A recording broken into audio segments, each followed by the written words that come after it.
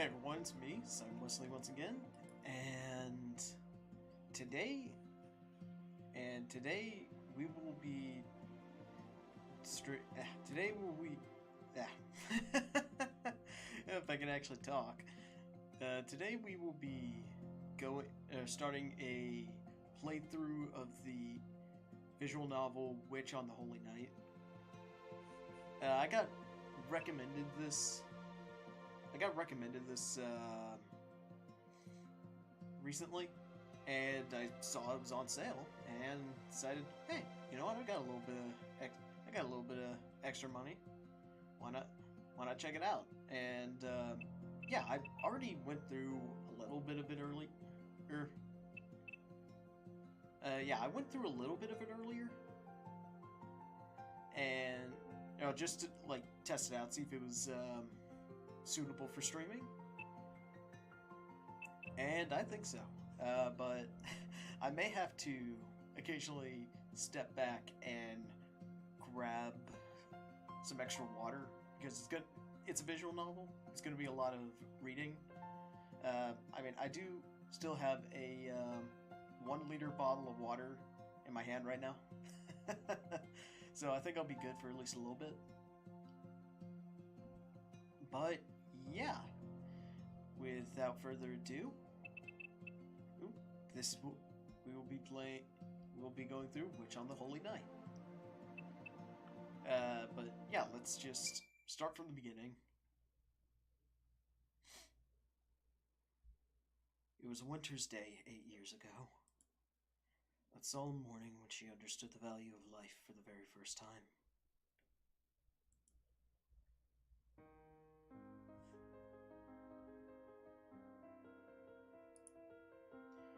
Her home was nestled on the side of a mountain. Around it was nothing but inhospitable wilderness.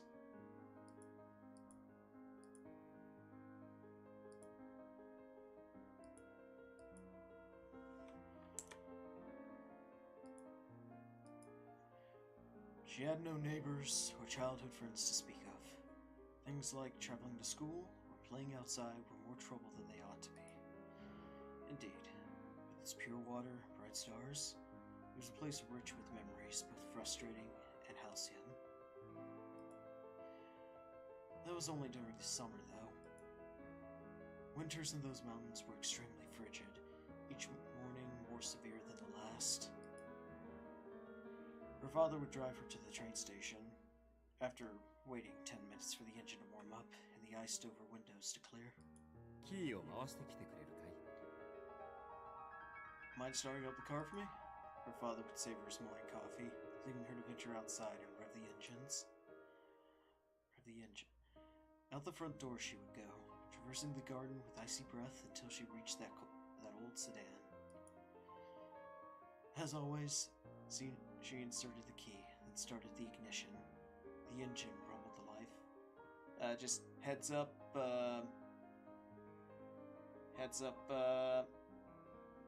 I'm just gonna give you all the heads up real quick. Something bad's about to happen. Yeah. Just as she proudly finished that humble task she'd done so many times before, a shrill scream pierced the air. She knew, even though it wasn't human, that the feeble sound was a cry of agony. A few moments passed. Her father came out and opened the hood of the car. Creaking fan belts, a monstrous-looking engine, and something that didn't belong. There was a cat, a mother by the looks of it, and her 2 kittens. The 3 cats had been huddling for warmth in the engine's compartment. The mother cat was missing its head. One of the kittens had been mangled beyond recognition by the engine belts and surely died instantly. The other kitten, its face half covered in blood, panted faintly. It desperately clung to its mother, or rather, the chunk of meat that had been its mother, with the last bit of life it could muster. Poor things. Her father lamented their plight. The previous night had been especially cold. If she had returned home yesterday, the cats must have snuck under the hood, drawn by the warmth of the engine. They had slept next to the engine, and awoken to a storm of spinning belts. Cars in the 80s were not sealed particularly well, so this was not unheard of. いいんだ。が悪いんじゃないんだよ。 It's okay. It wasn't your fault. Her father's voice seemed distant. She could only make out a small tuft of the kitten's gray fur, the rest of it caked in the blood of its mother and brother. I could see its skull, the fragile life of a speckled kitten. Trembling and possibly blind, it continued to nuzzle against its dead mother's chest. Wait! She took the kitten into her arms and ran deep into the mountains to her grandfather's house. Was it because she was overcome with regret? Or was it the shock of grief? Years later, she still wasn't sure. Fighting back the welling tears, she burst into her grandfather's workshop. Her grandfather was a magician who could do anything. She had never seen magic. She knew that magic was a fantasy straight out of fairy tales, but so was her grandfather. She had to find him. He was the only one who could help. I suppose you want me to alter this kitten's fate, the cave-dwelling magician said indifferently. This kitten needs our help, she pleaded. Whether it was a simple task, or Herculean effort, or Herculean labor, her grandfather would not say. He simply granted the girl's childish wish, like a machine.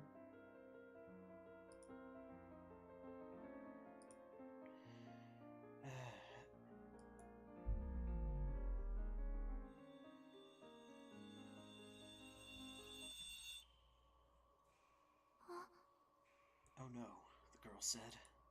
Before she knew it, however, she was holding a tiny corpse in her hands. Its fur was cold. The warmth of life had left its body, and the tears she had fought so hard to hold back poured from her eyes.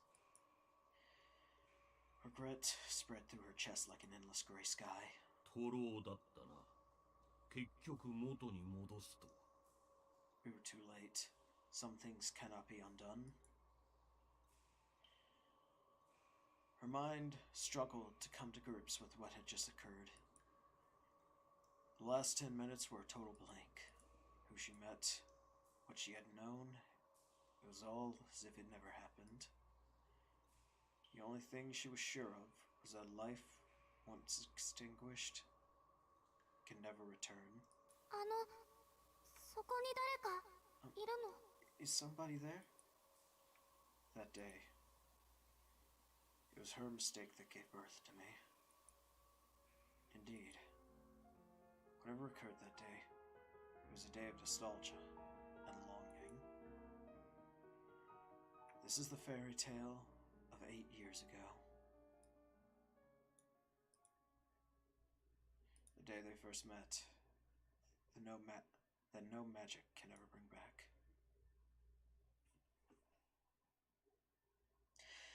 Whew, yeah, that is an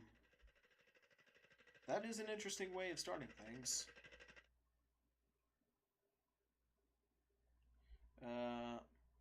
Kind of... Oh, arrogant, greedy, and able only to destroy. I must be a wolf. I don't have regrets. There's no looking back. If my pride has left you behind, my sincere condolences. But at any rate, I suppose it's my fate to die in the hands of Little Red Riding Hood. Chapter 1. Strange one. But, yeah, that was certainly an interesting prologue. But, yeah, now we're at the proper beginning.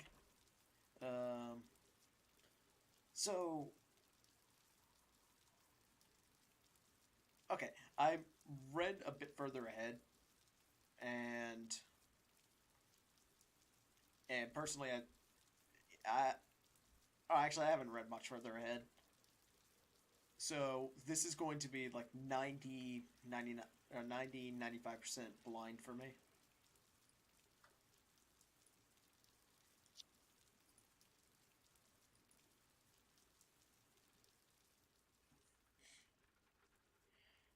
It was a quiet morning. From her bed, she could see the sky was an ashen, watercolor gray. The thermometer displayed 43 degrees Fahrenheit, a rather unforgiving temperature for November. Quick side note that I think it was originally 6 degrees Celsius in Japanese. Hang on, let me boost the mic gain a little.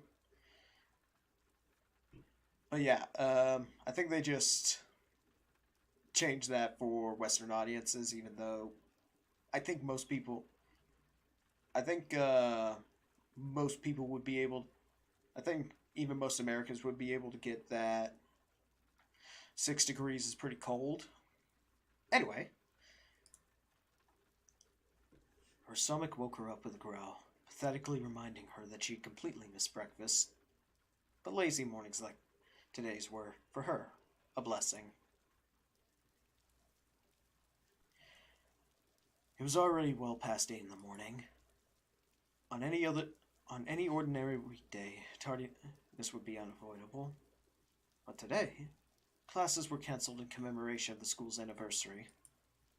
Gratefully, she had every intention of taking it easy for the first time in ages. Outside the window was a gloomy gray, and it reminded her more of evening than morning. It wasn't a pleasant morning by any stretch of the imagination, and having been up all night until just 3 hours ago, she couldn't care less about the weather outside. I feel this on a spiritual level.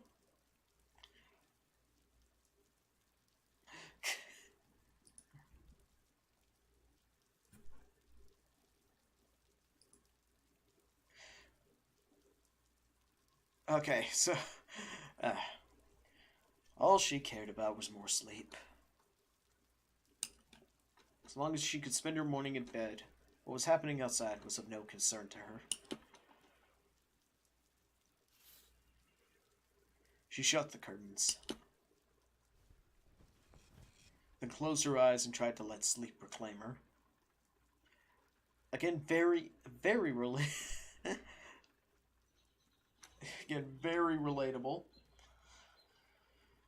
せめてあと2時間ぐらいは凡庸な夢を見ていられますように。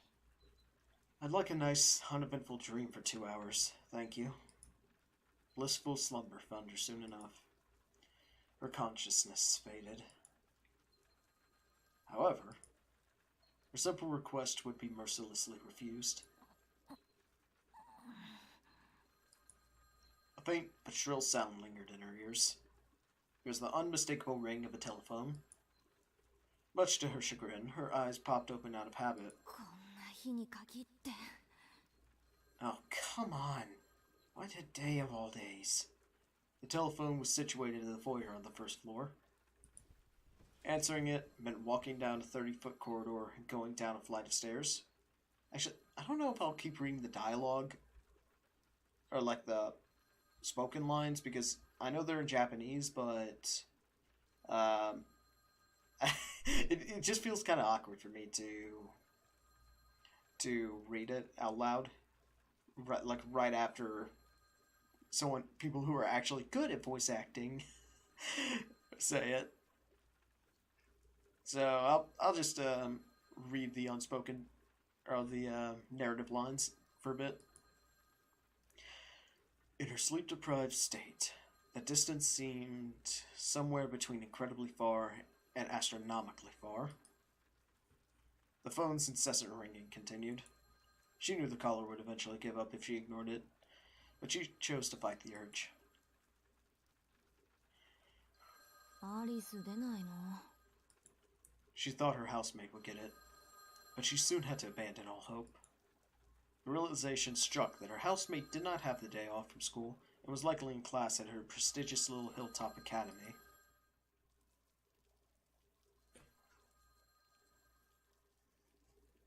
The caller proved incredibly persistent.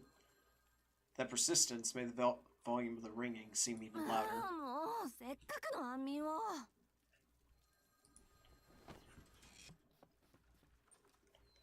She was left with no choice but to get up, throw a top on, and leave the room.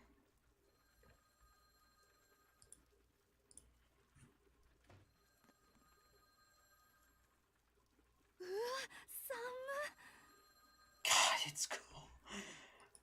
She rubbed her hands together to warm her numb fingers. The mansion's heating system was inadequate, to say the least, which meant that winter was the very worst of uninvited guests. Never more so than on a dreary morning as this, when when one didn't need to use a thermometer to know how cold it was. The mansion sat in the mountains. It was surrounded by dense forest. Winter always arrived here first, before moving on to nearby towns. The robotic ring of the telephone reverberated throughout the long hallway. The mansion's furnishings had been so perfectly maintained that it made the place feel unlived. It seemed lonelier than it did splendid. Coupled with the dreary morning, it could have passed for a haunted house. ま、幽霊屋敷そのものだけど、だいたい2人で住むには広すぎるのよ、この家は。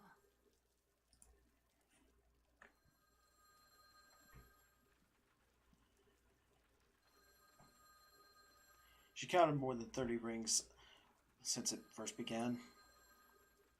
The Gaular either had a lot of free time on their hands or had a good understanding of the house's circumstances. She had a strong hunch that it was the latter.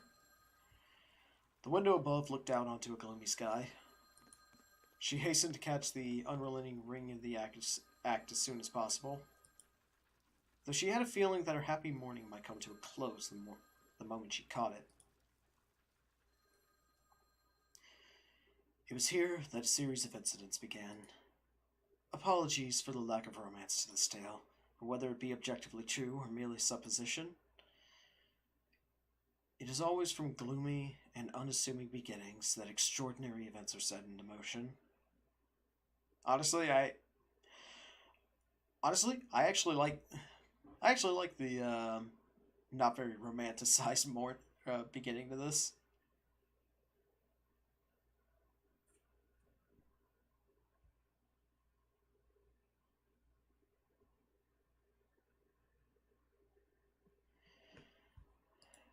All right.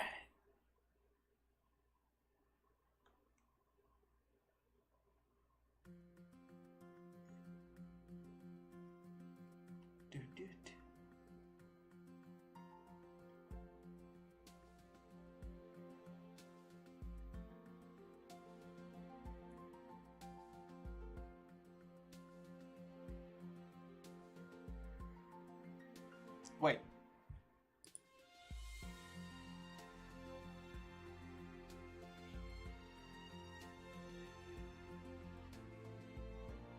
Huh. I'm looking at the OBS capture right now, and it's just a black screen. Oh, well, no, I can see me, but I can't see the game at this point.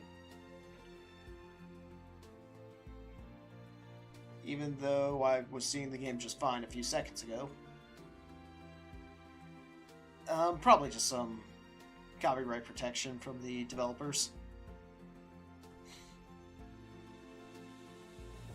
Yeah, I'll just check. I'll just check real quick.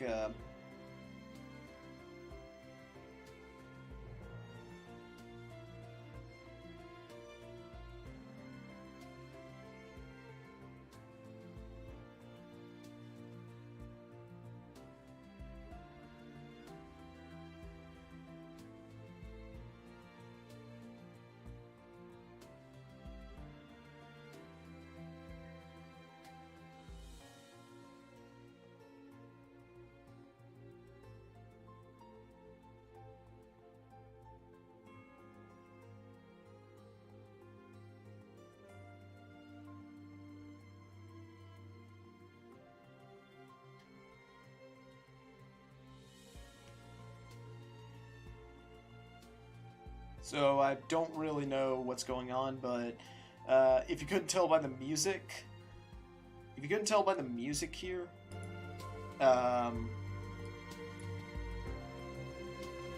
there is a cutscene playing with the main character going to school.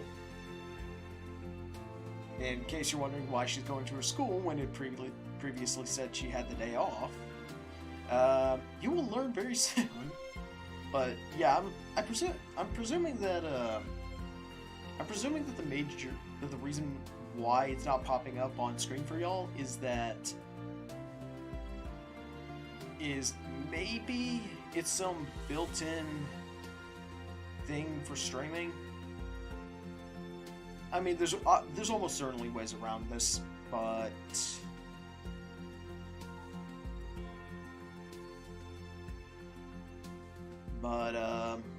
I was not aware of this part. Okay. Yeah. Witch on the Holy Night. Yeah, I've only gotten a little bit into, like, the next area.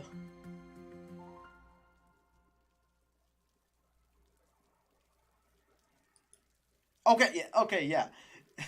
It was literally only for cutscenes. Okay, I think the way around it would just be use it. Okay, I think I see what the issue is. Presuming it has, okay, yeah, presuming that it has, like, yeah, assuming it has, like, a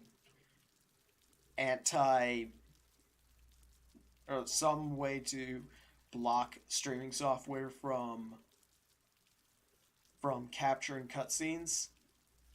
I suppose that the way around that would be to instead swap over to window recording instead of the game capture, or window capture instead of game capture. But honestly, I don't care. Honestly, it's too much trouble to do that right now. And besides, the rest of the game is perfectly visible. All right. And let's just take the first sip of the night.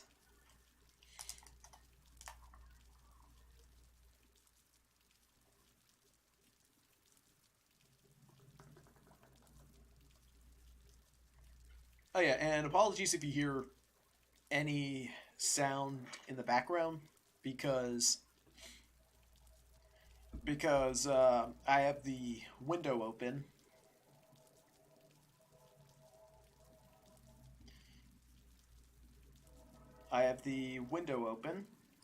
And let me just sit up a bit.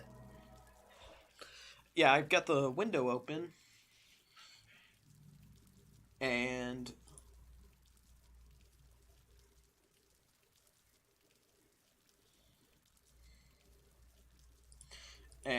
I'm doing that to keep the room cold and hopefully keep my CPU temperature down.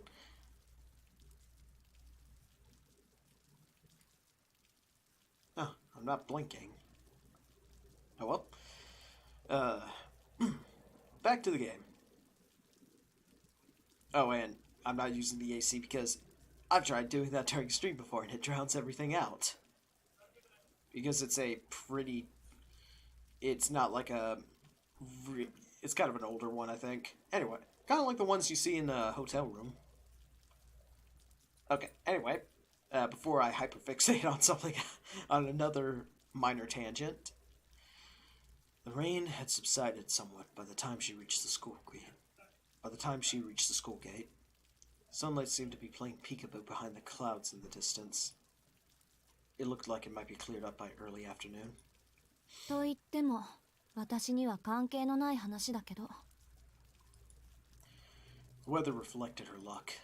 On top of being forced out of the house at such an early hour, she had to suffer through a winter rain. I got sleeted on earlier while trying to buy a computer part that I'll have to return. Well, it was something for my computer fans. But don't know how to install it. Or, I don't think I have the right cable for it. Oh,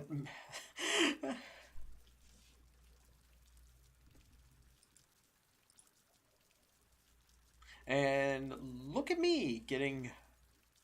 Hang on. Sorry, just let me,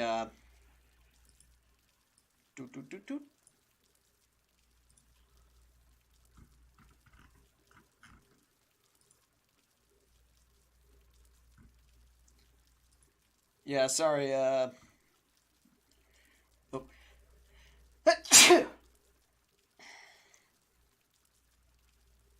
Yeah, sorry about... No. I always sneeze in pairs. But yeah, sorry about that.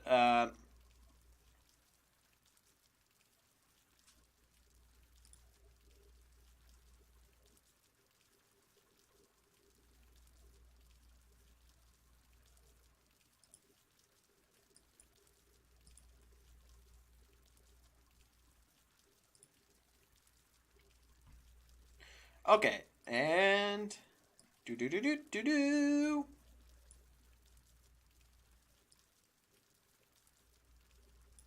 All right, I'm getting a bad feeling about this. The sinking feeling she had only grew as she passed through the entrance and headed inside.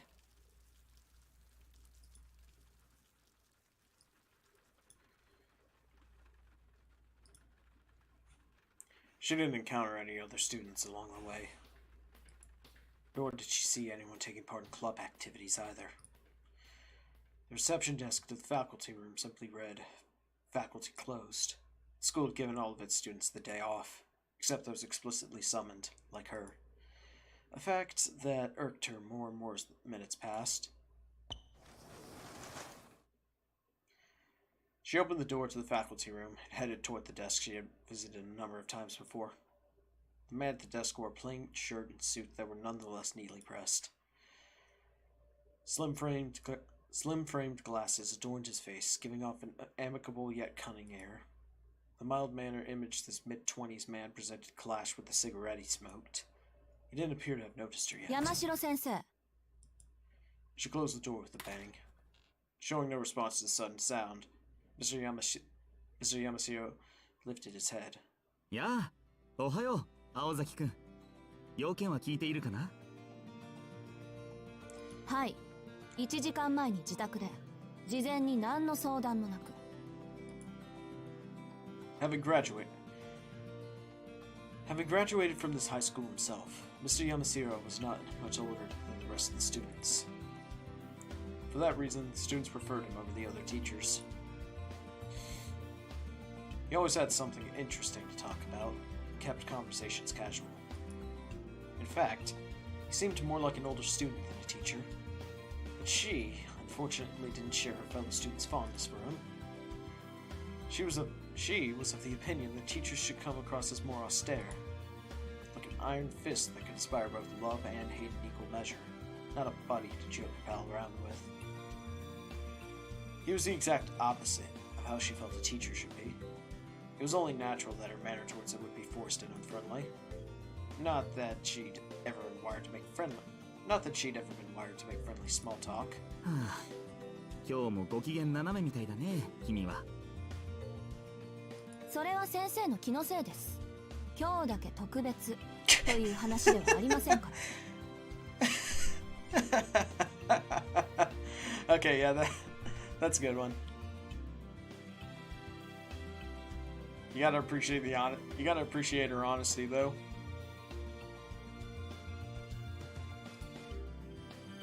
The matter-of-fact answer perfectly matched the displeasure displayed on her face.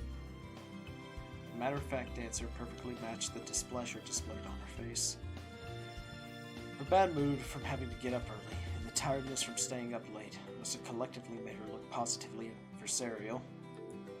そう?ならいいんだけどね。彼にはそう辛く当たらないでくれよ。先生、その件ですけど、私まだ詳しい話を聞かされていないのですが。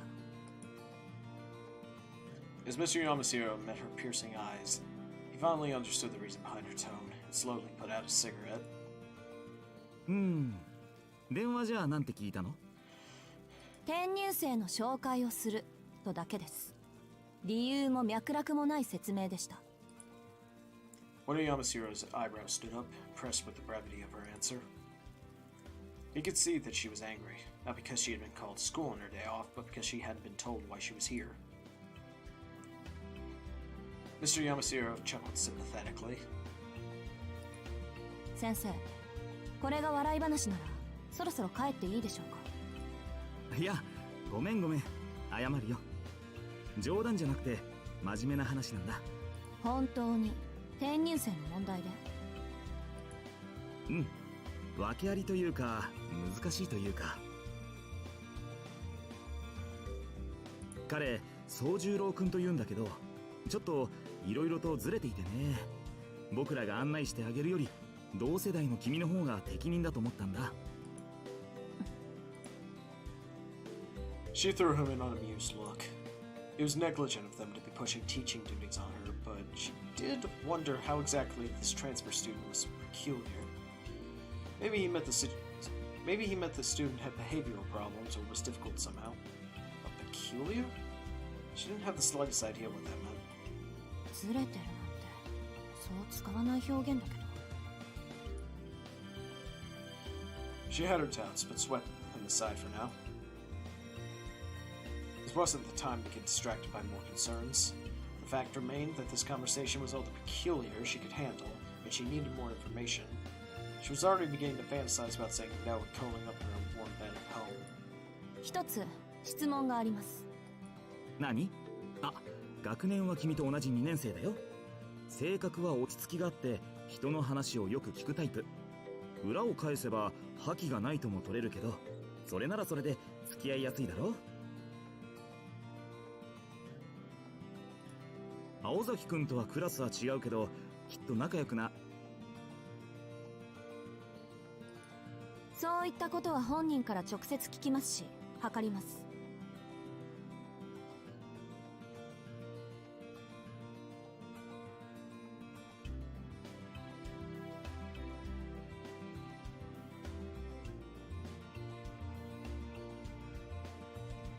そうではなく、なぜ私なんでしょうか。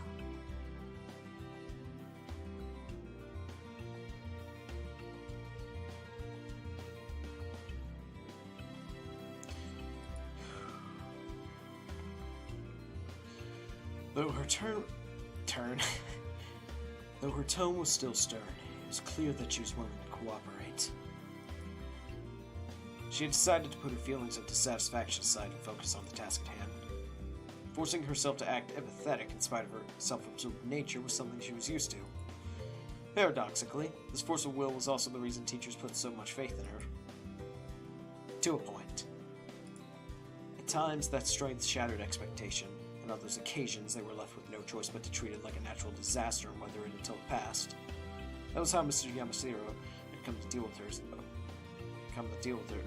over the past year. もう一度だけ聞きます、山城先生。 Minor spelling mistake. それで、なぜ私なんでしょう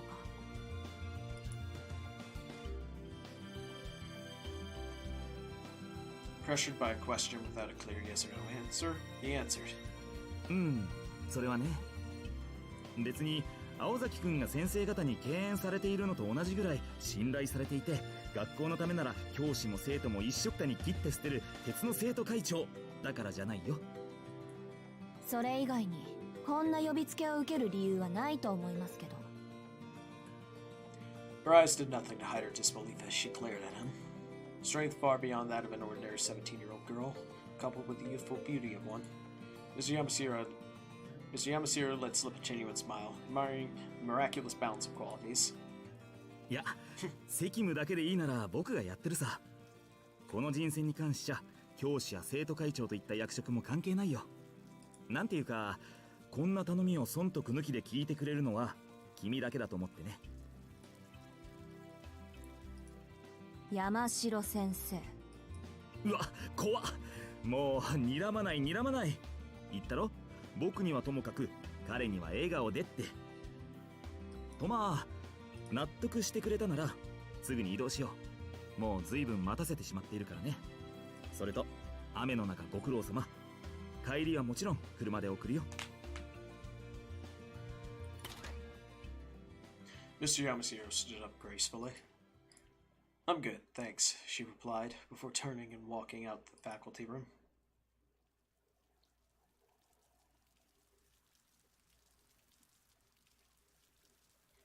He had been waiting for about an hour. While he did, the rain shower lightened into a drizzle. His mind wandered as he listened to the sound of the raindrops.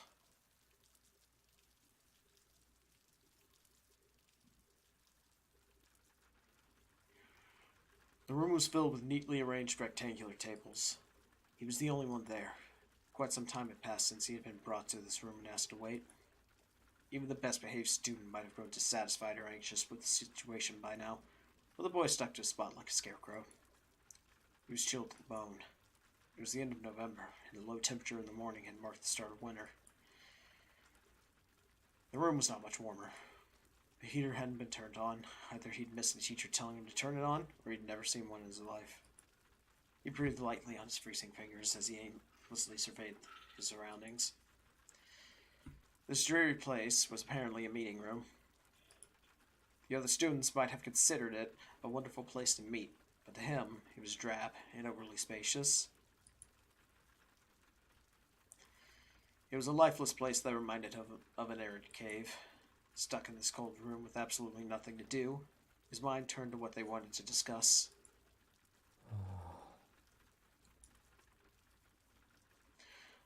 Unable to come up with a solid answer, he returned his attention to the sound of the rain. The rain hardly resembled the rain in the mountains, though he could still recognize it. Barely. Its smell and sound were harsher, but at the end of the day, rain was still rain. So even this world, alien as it was, could have something in common with the mountains. The trivial detail perked him up a little. He liked how the town looked soaked in rain. Naturally, he preferred sunny weather, but he liked rain in some way. The fog from the rain had soaked up the scent of the soil, and it reminded him of home. It was at times like these that he was able to numb the anxiety the city gave him. Then he let out a discouraged sigh.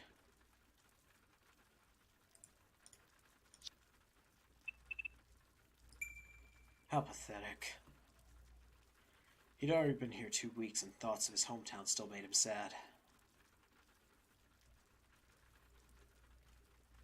Perhaps feeling that he was being unfair to his new life, he composed himself and continued to wait patiently.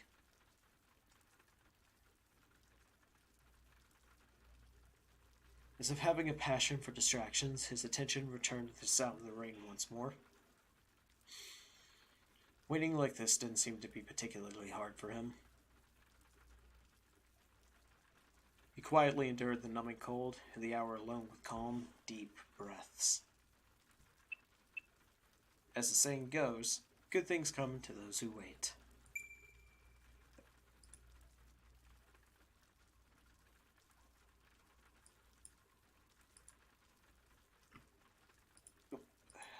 Sorry, hang on.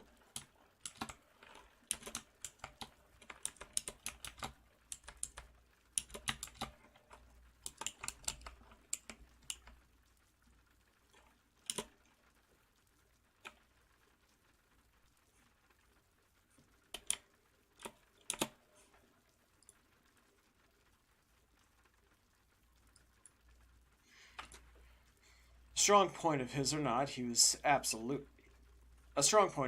he was astonishingly patient. He was certainly helping him out in this moment.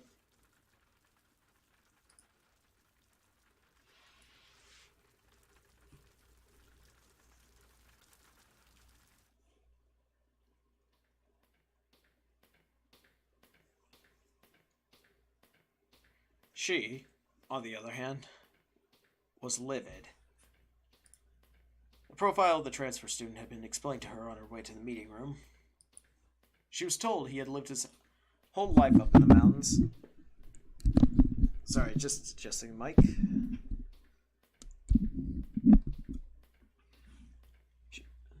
She was told he had lived his whole life up in the mountains without any electricity. That meant more than half of civilized society would have been an utter mystery to him. なんて絶望的な断絶。戦後どころか戦前の話じゃない。ロビンソンにも程がある。Seems like that was an actual supposed to be a reference to Robinson Crusoe. Actually, I know that a lot of these of these older novels and stories from like 19th century and like early 20th century stories are popular in Japan. Like, for instance, one novel that I know is especially popular in Japan is The Count of Monte Cristo, which I've read before. It's very good. I like it. It's one of my favorites. Yeah, it's one of my favorites, and I don't blame any. And I don't blame anyone. Oh, and I don't blame anyone in Japan for enjoying it too. Then again, I only read the abridged version. I have an unabridged version of it. The abridged version is like, I think 300 to 400 pages. The unabridged version is 1,000.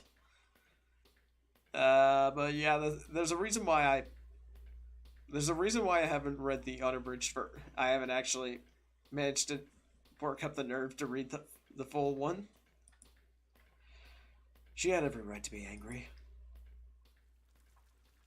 His village had apparently remained isolated in the mountains for many years. Contact with villages in the foothills of the mountains only occurred once a month or so, which was unfathomable in modern Japan. Although expressways and Japan Rail, the old national railways, now span the country like arteries, it wasn't entirely impossible for mountain villages like his to exist. But she couldn't imagine how someone born to such circumstances would think or live. 電気がないって村に行き渡っていないだけで公衆電話ぐらいはあったんですよね。なかったそうだよ。こっちに暮らすようになってまず驚いたのが電話だそうだし、電話って便利ですねなんて真顔で言われてね、そういえばそうだなぁと再確認させられたぐらいだよ。She shot a sidelong glare his way as he laughed. It seemed that the naivete of the country boy had cheered up Mr. Yamashiro a bit. 駐在もいないってことか。うちも実家は山奥ですから、そいつ学校も知らないんですか？うん。どんなものかは知っていたそうだけど、実際来るのは今日が初めてらしい。Yeah, you'd have to be pretty isolated to not know what a school is. あまり会話も弾まなかった。ああいうのも野生児っていうのかな。狼に育てられた狼少年みたいな。あ、いや、探検隊の話だね。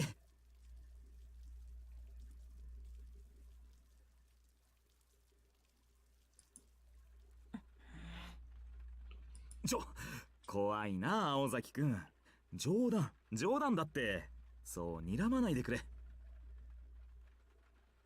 大丈夫。話してみた感じ、おとなしい子だったから。なんていうか、言葉の通じない小動物みたいな感じ？ You know, that's kind of a rude way to refer to him, Mr. Teacher, sir. 山城先生、その例え気休めになってませんから。I promise you that I had actually forgotten that Alco said that.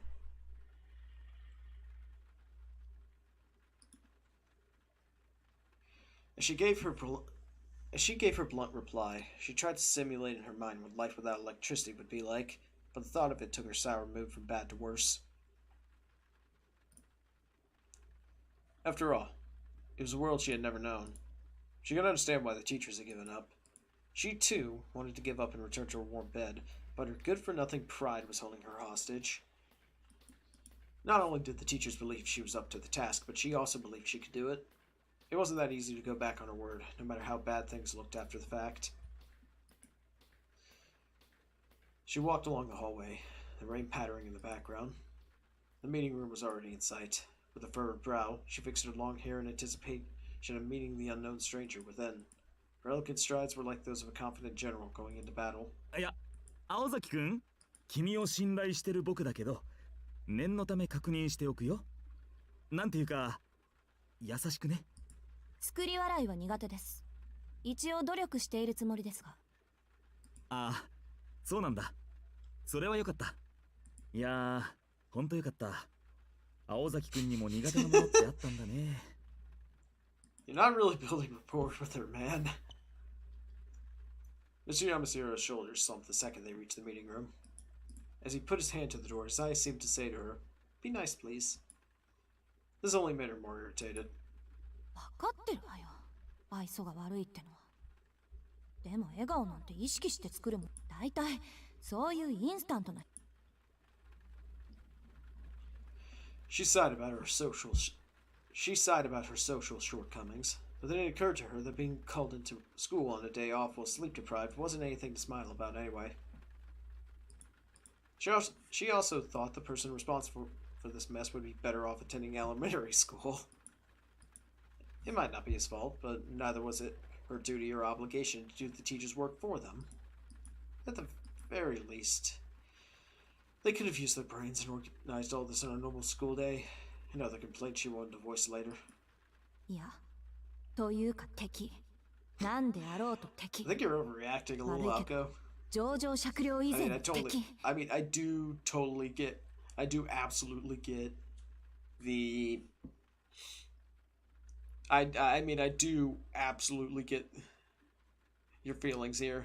Like I would be mad. I would be really mad too if I just had to randomly come into school on what was supposed to be an off day. 間が悪いのはお互い様っていうか、本当。Her pounding headache from lack of sleep had boosted her aggression by 10%. No matter how harmless the guy on the other side of the door may be, anyone who disturbed her sleep was the enemy. And just as she was reaching peak annoyance, Mr. Yamashiro opened the door to the meeting room. The room slowly slid into view. She didn't care for formalities. Just looked straight ahead and stormed into the room. And found herself face to face with the most unusual opponent. Before we go on, let's see from another perspective, turning back the clock just a little. You don't have to do anything. For some, these words are a priceless luxury. For others, they are unbearable torture. For the proactive girl, it was definitely the former, though she'd be too suspicious of the motives of anyone giving her such a gift to accept it. For the passive boy, it was definitely the latter, a bitter thorn that made him homesick, though at this very moment his mind was still distracted with a wait for his face to reveal any discontent. He maintained perfect posture as he stared at the gray sky.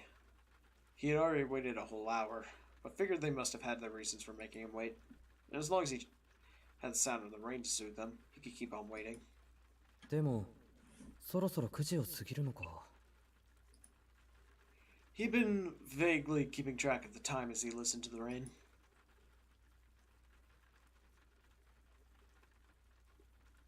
Due to the holiday, the school building was completely silent, except for the patter of the rain on the window. The mood felt as damp as the air. It was then he heard the heavy clatter of footsteps approaching. He could hear two sets of footsteps, one heavier set belonging to an adult. No, he could hear two sets of footsteps, one heavier set belonging to an adult. He breathed a sigh of relief as the door slid open. すまないね。随分とお待たせしちゃって。The first person he saw was a man wearing glasses and an awkward smile. That's Mr. Yamashiro, the one who brought me here. ってあれ？里中先生いないんですか？ひどいな。話し相手になってあげてと言ったのに。Mr. Yamashiro scratched his head, looking increasingly apologetic. And then, behind him, with a tight-lipped expression that made it clear she didn't want to be there, a dark-haired girl with a determined look in her eye appeared.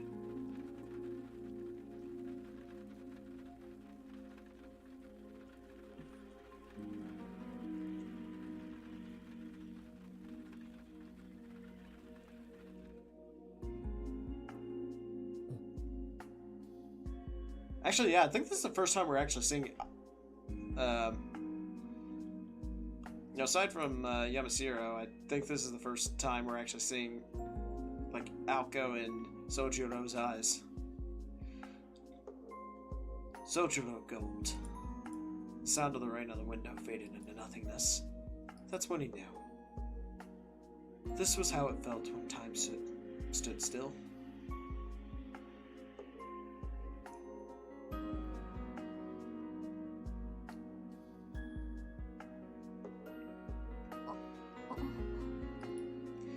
She blinked quickly a few times as if taken aback. Why was anyone's guess? The boy was everything she expected a naive country boy to look like. However, she felt something she couldn't understand.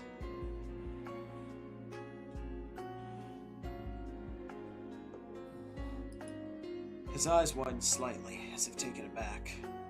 The reason was obvious. Putting his feelings into words was a different matter altogether, so we will never know exactly what he experienced at that moment.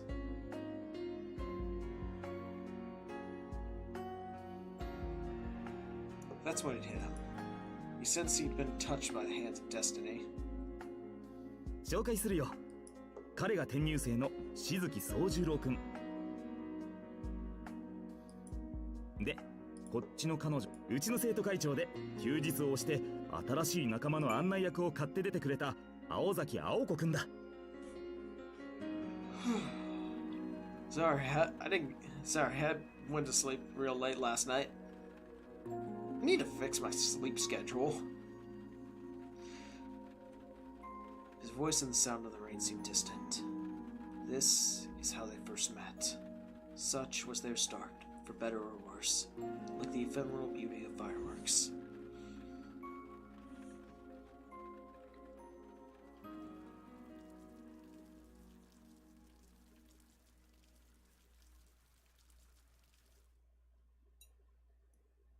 It was commonly believed among the students.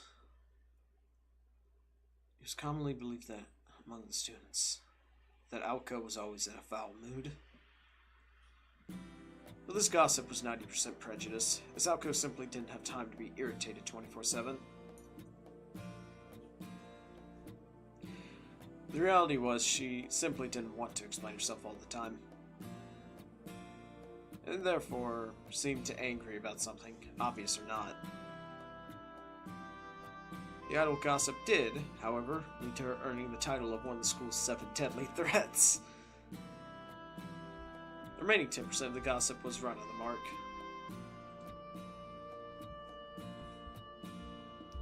Aoko herself often had the feeling that her tendency to feel animosity towards harmless things was akin to what a chronic headache sufferer might experience. Today fell under that 10%. For today, her anger was pure, and her childish and selfish display was befitting of her image.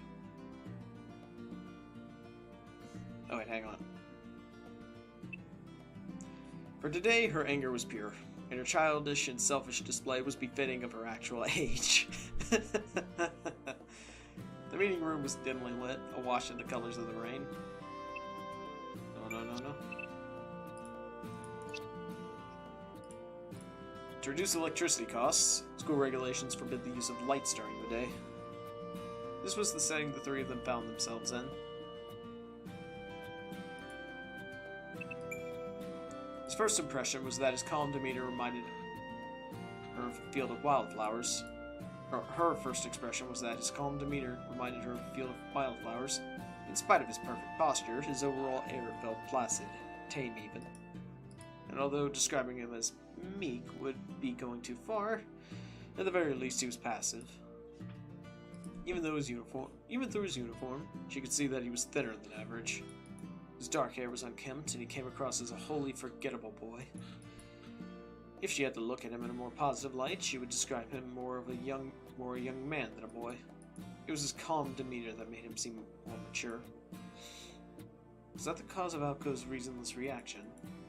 He seemed almost too at home in the meeting room. She was left with the impression that it was her and the teacher, not this outsider, who were the guests here.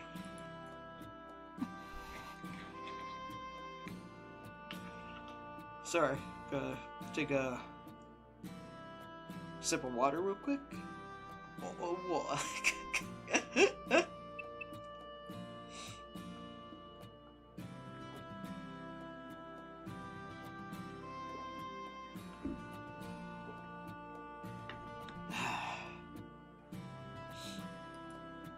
She felt an unidentifiable aggravation building within her, almost as if her right to be here was in question.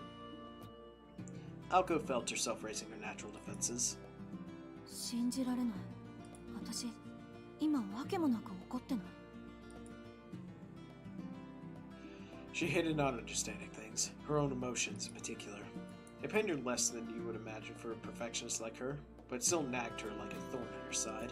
いやーほら青崎くん挨拶してあげなくちゃ。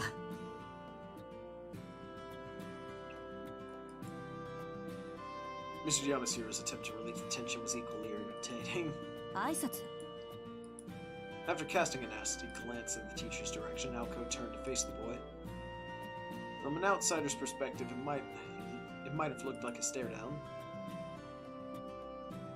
And in that instant, the culmination of her emotional state hurtled toward the innocent boy and skewered him.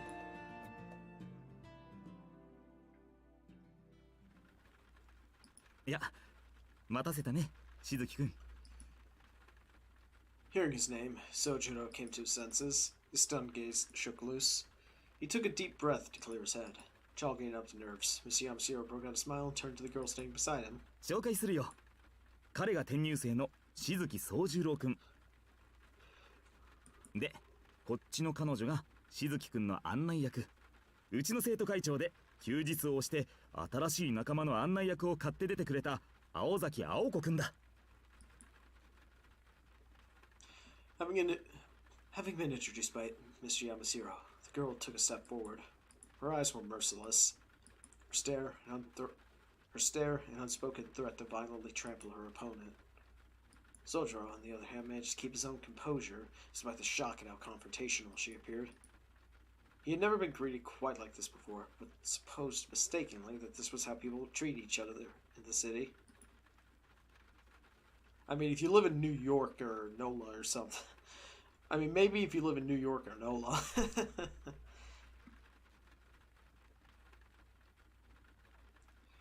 The exchange must have looked quite dramatic to an onlooker. A girl ready to brawl, an earnest country boy desperate to understand. It was a murderous limbo, especially for anyone in the room with them. Like Mr. Yamashiro, for example. While he had thought he had made the right decision in choosing an honor student to help him out, she was in an inexplicably bad mood, and the tension in the air was undeniable. It was this moment that he realized his failure. His realization had come far too late. One false move, and this girl, for whom no problem was too large, would become a storm that would rock the very foundations of the school. Just as the almighty Joker card can bring either fortune or disaster, the sole teacher who had been present at the time would come to bear the blame for the scandal that ensued. イケてる。二人とも気は合うようだね。それじゃあ僕はこの辺でいいかな。Honestly, that's probably the only smart decision for him, to just immediately absolve himself of the situation. 僕は職員室にいるから終わったら来る。いいかい青崎くん。なんていうか生徒会長としての度量の広さをこの際僕に信じさせてほしいかな。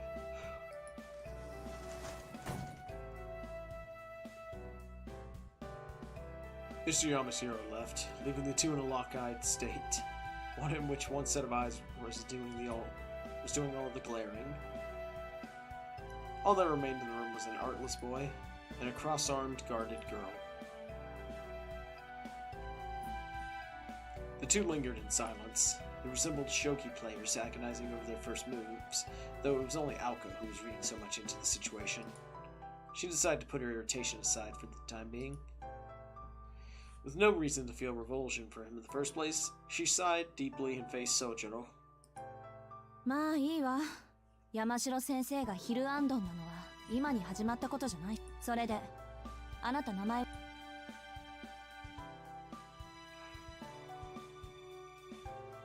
Her tone was nothing if not reproachful, though he had done nothing to offend her. But the boy failed to pick up on it. Incapable of such venom himself. ああ、しずき宗十郎かな。君は青崎さんだったね。For whatever reason, he came across as happy in his response. 3はいいわ。柄じゃないから。I like some of the reaction faces in this. こっちはしずきくんでいい？いいって。だから呼び方。何？おかしなこと言って。いや、すごい。The boy replied immediately as if it were a natural response, but quickly second-guessed い himself. や、いいんだ。しずきくんで頼む。よろしく。 Yoroshiku. She followed her blunt reply with a swift turn away from him. While she was hardly thrilled at the prospect of the task at hand, it had been entrusted to her, and it was her personal policy to see it through to the end. 悪いけど、優しくしてあげる気はないから。Always a good policy to see things through. 時間も惜しいし、手早く行くわよ。それは助かる。Aoko's blunt rancor was lost on him once again. Humans tend to be overly conscious about being ignored, whatever form that takes. But despite being peeved at landing none of her attacks, Aoko did her best to act professional and directed her guest into the hallway. There was no sunlight in the hallway, nor any sign of life. This was more like a prison than the cave that was the meeting room. As it dawned on Aoko that the hallway matched her mood, she sighed once again. まず聞いておくけど、山城先生から聞いたことは理解してる？ああ、学校の仕組みについては分かった。この建物全部に同い年の人間がいるなんて、ちょっと想像できないけど。そう、よかったわね。Aoko rubbed her forehead. This Sojiro kid had no idea what he was in for. Apparently, all he'd heard about the school was that it was a place where a lot of people met to study. High school teachers imparted to students their knowledge in various fields of study, while fostering discipline and creativity. Never did Aoko imagine that she would have to explain the concept of school itself to someone. Yes, fundamentals were important, but this was absurd. She had serious doubts about whether he could even handle classes, but Mr. Yamashiro insisted that things would work out somehow. Sojiro had managed to pass the transfer exam after all. Barely. 私には関係ないけど。Aoko grumbled mentally as she walked down the hallway. She consoled herself with the fact that today would be the only day she'd spend with this boy out of time, or at least she'd try to keep it that way. 青崎、He asked, calmly trying to get her attention. こっちも一つ聞いていいかな。だから何？俺の気のせいだと思うんだが、君はまるで、やはり、今朝は悪いものでも。His gaze revealed earnest concern, as if asking her if she'd remembered. His gaze revealed earnest concern, as if asking her if she'd remembered to eat breakfast.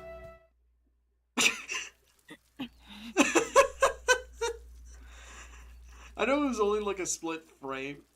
I know it's only a split frame, but but I love that face Aoko made.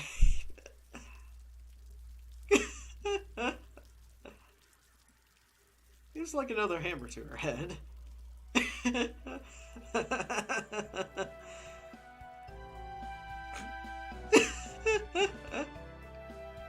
Okay, yeah, I love.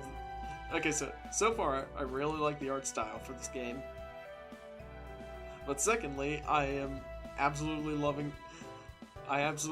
this this face Aoko's making. It greatly amuses me.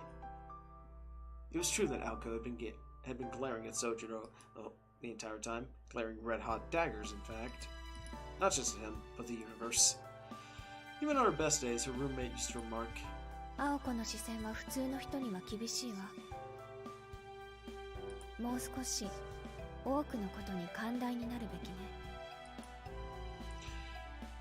She'd been more than her emotions were so naked on her face that people treated her like a powder keg. How naive could the boy be that he could not pick up on this? 私をバカにしてるってわけ。Even she'd found her own attempt to reassure herself unconvincing. It began to dawn on Aoko far too late. And compared to her, this laid-back transfer student might as well have been from another planet. いいわ。言葉にしないとわからないようだから言うけど、まるでじゃなくてズバリそうなの。あなたの気のせいじゃなくて、私は視線で遠回しに感情を表現してたの。いちいち声に出すのも会話にするのも面倒だから。 In response to her words, the Martian clapped his hands together. なるほど。どうしてそうしたいのかはわからないが、確かにそっちの方が手っ取り早い意思表現だ。Sojiro accepted her reasoning without argument, though he still had no idea what kinds of emotions she was trying to express. It was as if he could hear the words but didn't grasp the meaning. Ideas that should have connected were instead separated into blocks.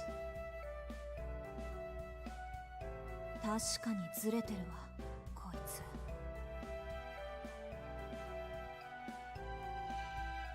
Mr. Yamashiro's words made sense to her now. What was odd about this boy went far beyond naivety. A stranger in a strange land he may be, but it was only civilized to forgive him some jet-lag-induced confusion. じゃ、とりあえずあなたの教室に行くから。 She had regained her composure. Sojiro raised his hand and stopped in his tracks. あと一つ。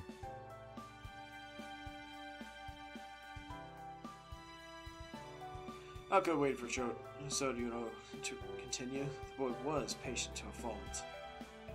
She rubbed her forehead with her hand again, nursing a vague feeling of uneasiness.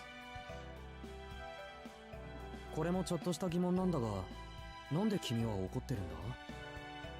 Brave man. 怒るのが商売 Very とか、 brave. そういう家柄の人なのか？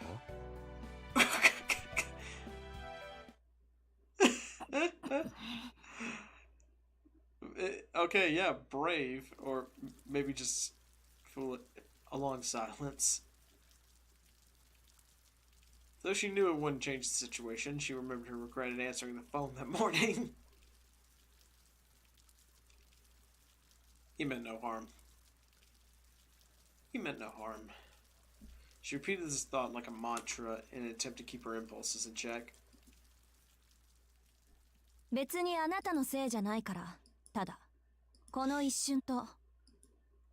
With that vague answer, she started to walk again and turned her gaze away from this rude stranger named Sojiro Suzuki. Suzuki? While what constitutes normal is certainly up for debate, most would undoubtedly refer to him as so. He was a simple and nice boy with nondescript features. If he were an ice cream flavor, he would be vanilla. And Sojiro found Alko to be very businesslike and full of life. There was a certain purpose to her movements as they began and ended in ordinary fashion. The way her finger raised when she pointed at things, the way she made her way across the hallways and classrooms, the way she would occasionally glance back at him to make sure he was keeping pace. Each and every moment was so impressive that he couldn't take his eyes off her. He's immediately developing a crush on Alko. I could tell. Alko showed him to his homeroom class C of the 11th grade. The room certainly displayed more of a human touch than the previous meeting room.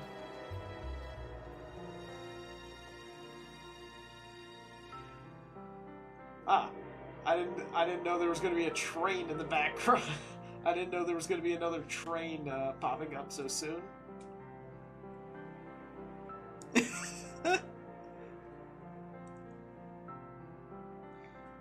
Okay. Okay. The room certainly displayed more of a human touch than the previous meeting room, but Sojiro was none the wiser as to its function. Alko gave a brief explanation before they visited individual subject classrooms, as well as the gym, cafeteria, locker room, and school infirmary. Sojiro asked so many questions that much time passed before they reached the AV room on the second floor. まずいな。 Sojiro stopped, looking genuinely あ concerned. と20分経つと1時だ。嘘でしょ？うちの校舎。The tour had begun around 10, which meant that 3 hours had passed. A tour of a school shouldn't take anywhere near this long. そうだったわね。行く先々で根掘り葉掘り聞かれちゃ、そりゃ何時間でもAlco glared at Sojiro. She was being sarcastic, of course, knowing full well he would never pick up on it. Is he? To her surprise, he looked down apologetically, unable to hide his dejection.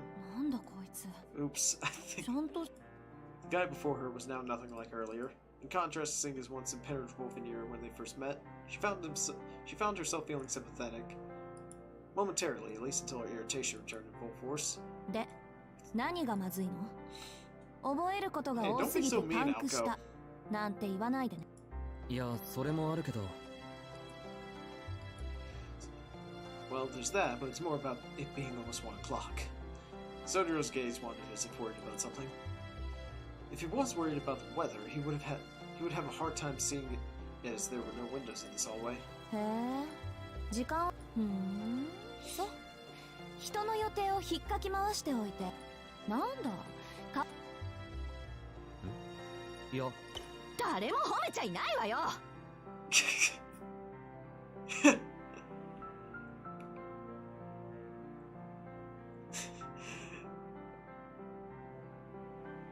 Alright, I can just tell that this is going to be an excellent source of, I can just tell that this is going to be an excellent source of stuff to add to my reaction image folder.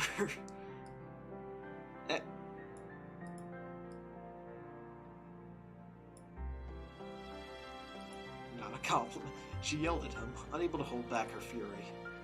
で、 Well, what? それで、一体な。 Sojiro's face lit up as he finally understood what she was asking そ him. こは秘密に。He said with a perfectly straight face, "It's a secret." It's a secret. He said with a perfectly straight face. 慣れ始めたつもりだったけど、こいつのこういったテンポに失神しそうになる。 This is also really good too. Frustration was natural. Still, she did everything she could to stifle her feelings and fake a smile. しずきくん？ You want to repeat that, Shizuki? She took a step forward. 秘密だってば。 Feeling the mood change drastically, Sojiro took a step back. And another. And another. No matter how many steps he took back, she kept edging toward him. She was smiling, but he thought he could see the blood boiling beneath her skin. これ、あなた、私をからかってた。 He had no intention of mocking her, though at this point he doubted presenting any evidence to prove this would do much to erase that forced smile on her face. His arms raised in surrender. She halted her advance and freed her face from that unseemly smile. 実は1時からアルバイトがあるんだ。でもそうだけど、あ、禁止されてるから秘密にしようと思ったの？バカね。それなら許可さえ下りていれば問題ないわよ。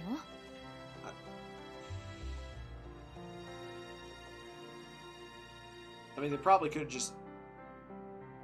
Hang on, was Dweeb even... Was Dweeb even slaying? Actually, wait, I think... Okay, sorry, sorry, I have to look this up.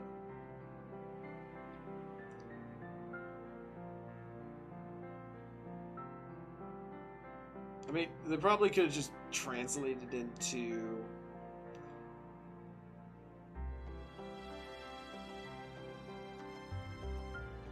Okay, oh, huh, apparently it was from the 80s.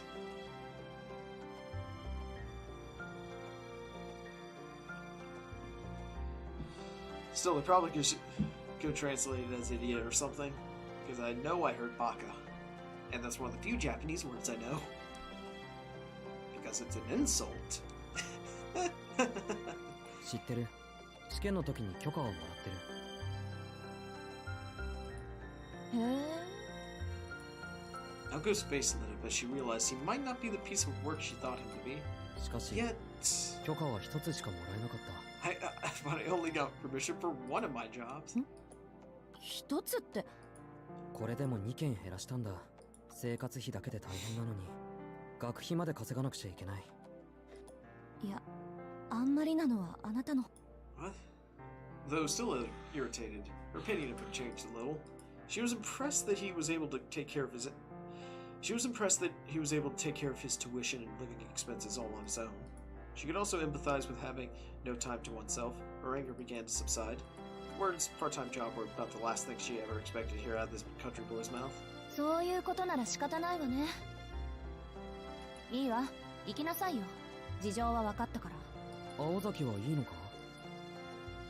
She had no idea what his question meant, but she at least understood he was trying to be considerate, which also took her by surprise. She figured he'd be just as dense about people's feelings as he was about everything else. 別に。 We'll be fine. I'll just head home. First, though, she thought it best that they both stop by the faculty room. Mr. Yamashiro had mentioned that the transfer procedures had already been completed, so all that remained was for him to sign off on her duties. 先生、案内終わりました。それはお疲れ様。ありがとうございます。そうかそうか。うん、明日から頑張りなさい。She's perturbed Alco. She had no interest whatsoever in this pointless wrap-up meeting. 山城先生のことは気にしないでいいわ。教え子に厄介なことを押し付けてふんぞり返っているぐらいいや、待ってるべきじゃない？そうか。Okay, Ozaki, you're fine with it, then so am I.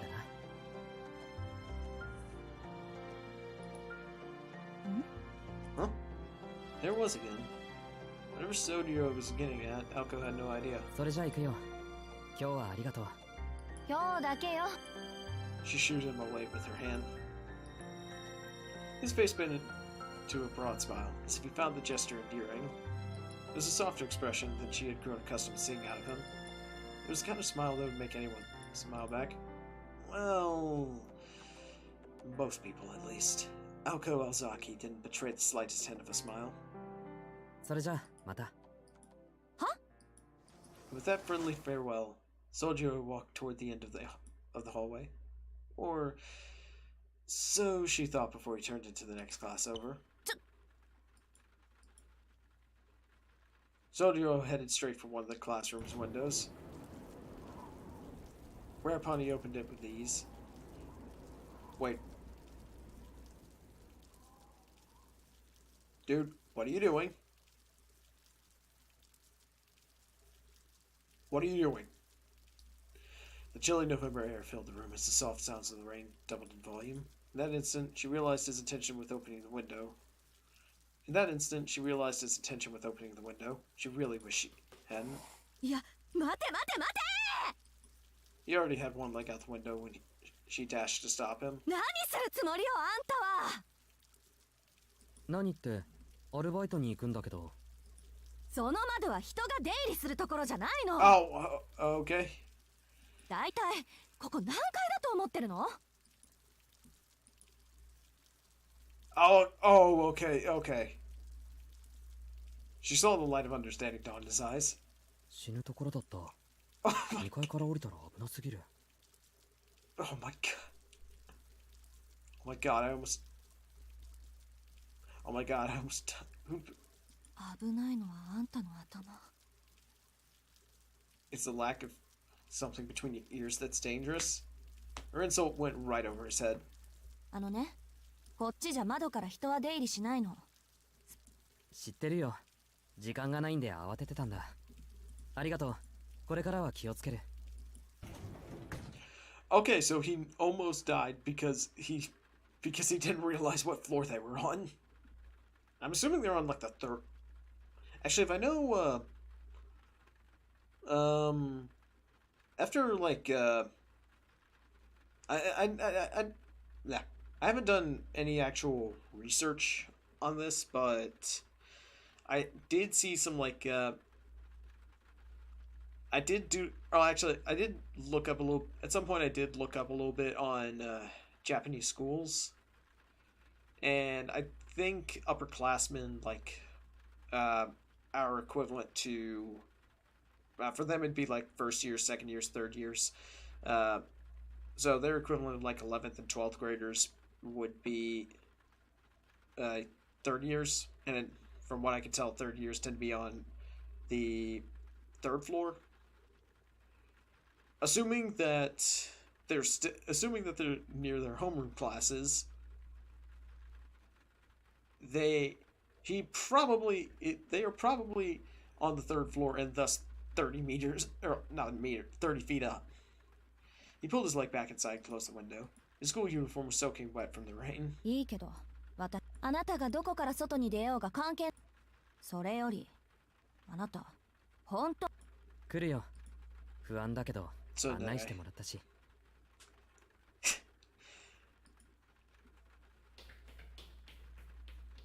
She's being kind of mean to him. I hope she gets or she's being too mean to him, honestly.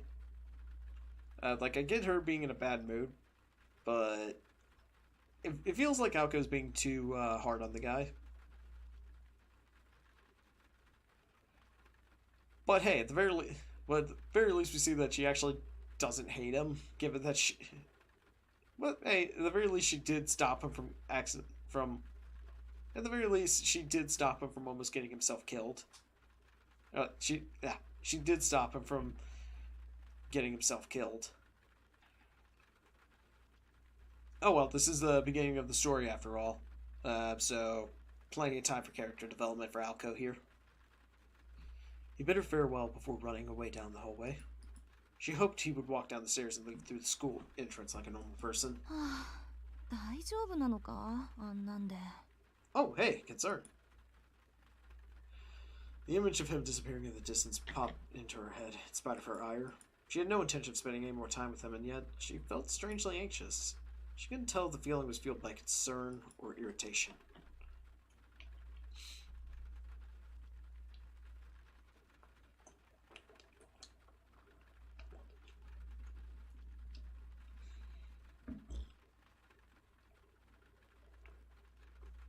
Why'd she even gotten angry with this insignificant transfer student in the first place? Strange day with a strange transfer student resulting in strange emotions. Her head tilted as she reflected on what should have been a more enjoyable day than the irritating experience she just had. いっか。どうせこれっきりなんだし。The sound of the rain echoed quietly all around her. Gray sky seemed frozen at times. It was impossible to discern whether it was morning or evening. Mr. Yamashiro and Aoko were likely the only ones left at school. The unlit classroom looked overly gloomy and ominous as Aoko stood in it alone. She pulled up her left sleeve. Her dainty, unremarkable watch showed that it was almost 1 o'clock. He was right about the time. She looked out the window at the grounds below. She saw a boy in uniform running through the rain without an umbrella. A sight she must have seen before, but for whatever reason, affected her far more than she wished. My accusation of tsundere earlier appeared to be accurate.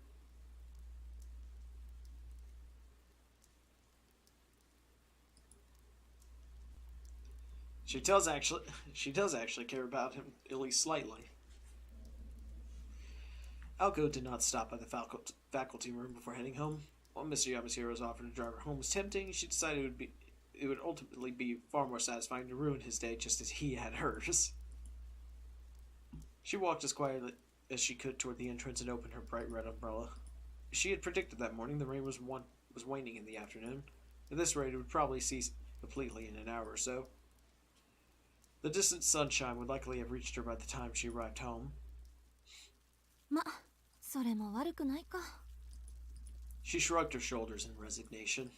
She neither liked nor disliked rain, but she found herself enjoying her walk home with her red umbrella in hand. The teachers at Misaki High School weren't fond of bright colors, so Aoko's red umbrella was an unusual sight. A ghost story about how the umbrella was once pure white had been making the rounds, but it featured Aoko instead of a ghost. It was with that umbrella that she made her way toward Misaki Station. Misaki Private High School took its namesake from the town it was in. The area was once a sprawl of farmland and woodland. The rapid growth of the past 10 years had led to unprecedented modernization. There were some who fought to preserve Misaki's natural treasures. 残すことには賛成ですが、それでは残すだけになってしまうでしょう。 With those words, the mayor snuffed out the voices of the minority and ushered in a long-term plan for new urban development. More than enough funds for the urban development were collected. And the unassuming town of Misaki became the largest municipality of Misaki City in nearly 10 years. Even though it lacked the modernity of neighboring Yashiroki, or the elegance of Misaki Hills.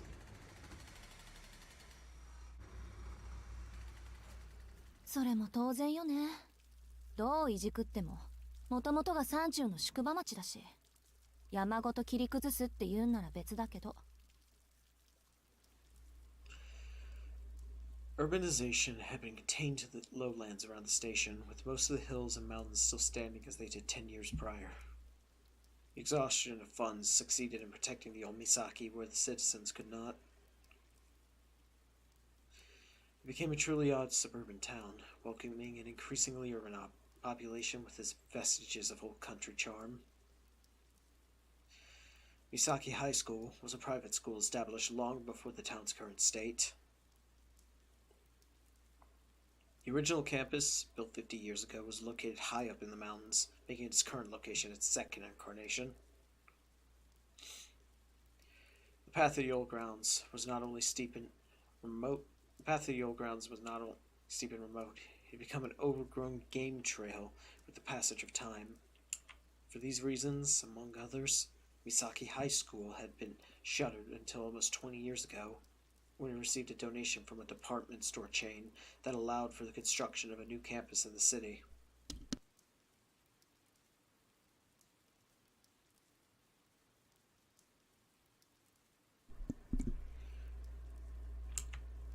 And thus, Misaki High School reopened its doors, the old woodland campus forgotten.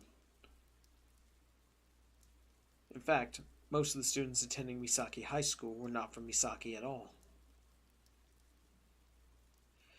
The hardy, rustic people of this country town preferred prefectural schools to private ones.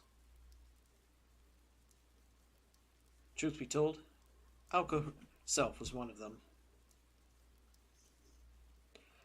All she had wanted after junior high was to move to Tokyo, where she hoped to spend her days touring her favorite bands on her way to entering a public university. But her hopes were dashed with her sister's departure. So here she was, walking home in town with only a red umbrella to keep her company on what should have been a day off. 思い返してみると、私の人生ってなんか災難続きっぽい。Her frustration evaporated into the cold December air. でもま、いっか。退屈だけはしないわけだし。With those words, her mood brightened a bit as she left the school in her wake. A busier part of the town met her at the bottom of the gently sloping road.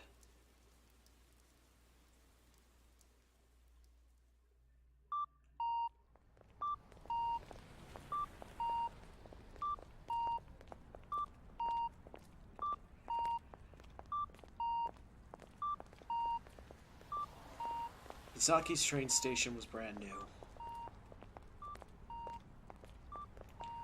Once looking no prettier than an abandoned factory, it had been renovated into a multi-purpose structure with huge department stores on its east and west sides. When the department stores first opened, Aoko and her friends had been impressed with their modern feel, but in time the stores too became dated. She had no shopping to do today, so she passed them by. What she really wanted to do was rest at a cafe, but she fought the urge, knowing her roommate would never let her hear the end of it if she flitted away her money.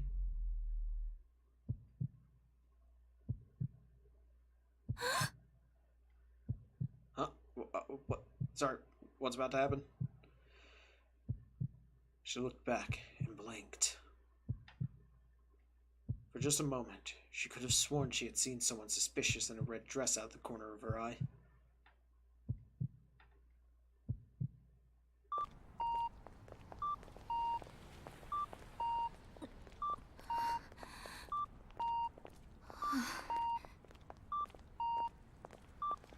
It must have been her imagination. The sixth sense chill she was experiencing down her spine was a familiar one at this point. She continued to walk home, brushing off the event as if it had never happened. In time, the chill faded, and all that was left was the sounds of the town.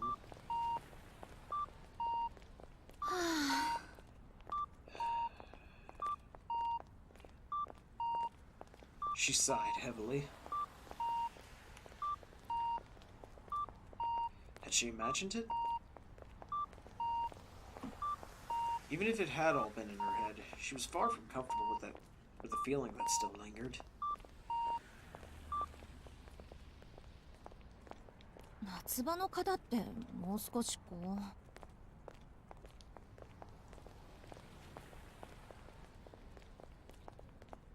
She grumbled under her breath. 波乱万丈、商売繁盛、諸行無常と。そうそう、忙しさに愚痴を言っても始まらないわ。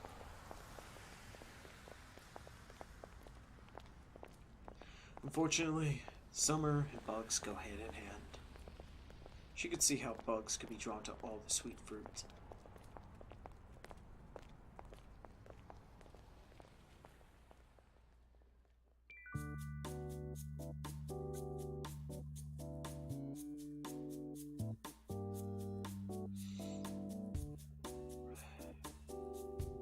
Rank with grease and heat, the kitchen was closed for the time being. The lunch rush had come and gone.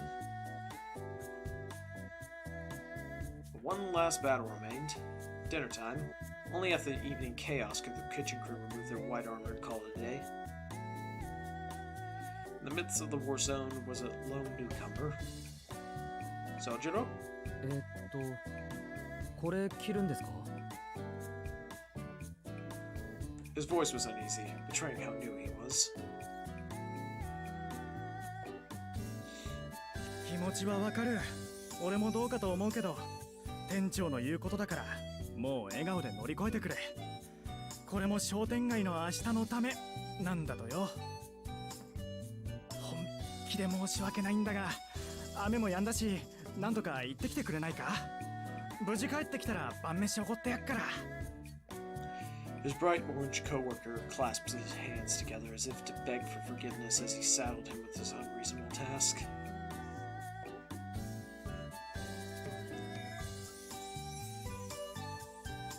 Ten years ago, Isaki City was a town of farm and woodland. Whoa, that's rapid modernization. But everything had changed. Around the station was now lined with tall, multi-story buildings. The residual areas were similarly full of apartment complexes. The once rustic scenery around the station had long become a thing of the past. Shiroi Nozuka was the only place in the city that still contained vestiges of the old town, a pocket of the past inside an urban jungle. Wow, I had... Yeah, sorry, it took me a second to read that to at least try to pronounce that first word correctly. But honestly, I get, I totally get, discontent people in this town would have had regarding the rapid modernization. I personally prefer smaller towns too, and seeing a place where I lived for a while just suddenly start surging and growing faster than I thought it possible. It's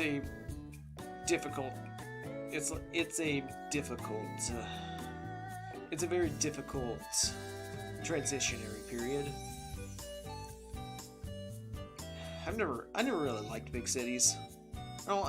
Okay, I did when I was younger, but the older I get, the more and more I appreciate the quiet and peace or just the quiet of smaller towns, or just being away from the nightmare the nightmare that's the big city.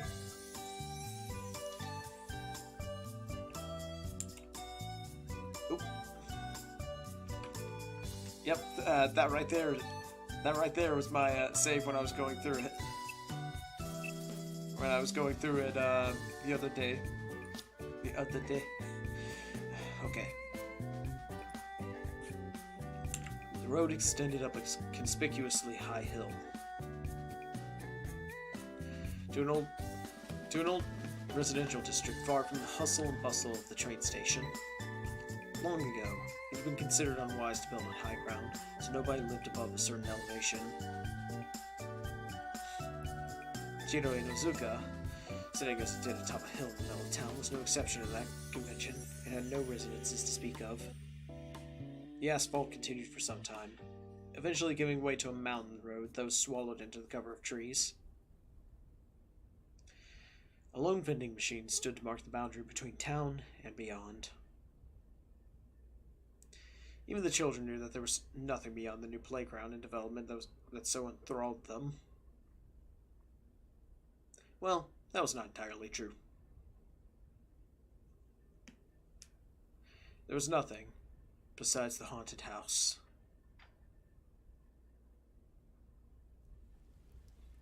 Aka Ozaki traversed the long slope.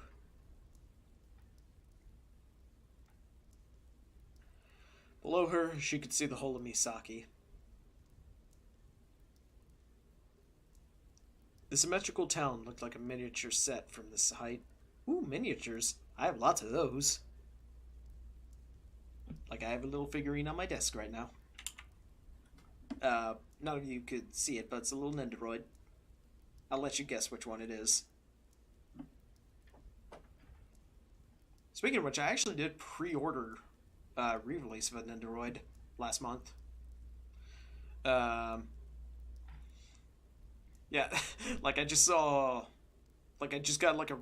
I actually can't remember where I saw it. Where I saw like the... Oh, they're having... Oh, wait, oh. No, I can't remember where I saw, but they're doing a re-release of a couple Arknights Nendoroids. And I couldn't help myself and I bought the Frost Nova one. Yeah, I bought the Frost Nova, or I pre-ordered the Frost Nova Nendoroid. Unfortunately, it's not coming until like I think Q3 of this year. So I've got a long time to wait, but hey, you know what? Better than trying to get it off a eBay scalper. Oh, that reminds me. They also have another one that they're having another one. There's another one that I'm interested in grabbing. And they're doing man. So many things I want to buy. So little money. Well. I need to be smart with my money. If I happen to... I need to be smart with my money. I can't just spend it all willy-nilly. It would look like a painting if there had been a sea next to it. But unfortunately, Misaki City was very much landlocked.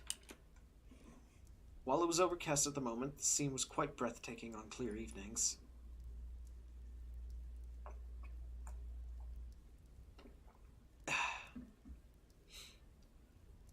The view was the one thing that made the arduous climb worthwhile, and today, she had been denied even that. 雨の日は自転車も使えないし、1日に2回ぐらいバスでも通ってくれないもんかな、ほんと。Alko had been using this road to get to school for almost 2 years now, but the journey had never gotten easier.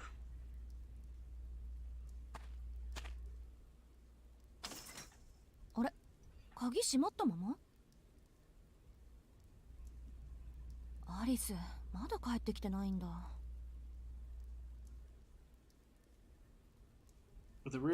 With a weary shrug, she put her hands on the rusty iron fence.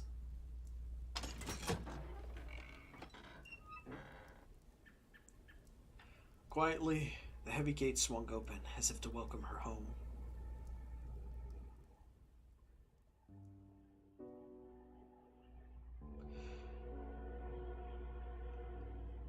And would you believe it, it's another train.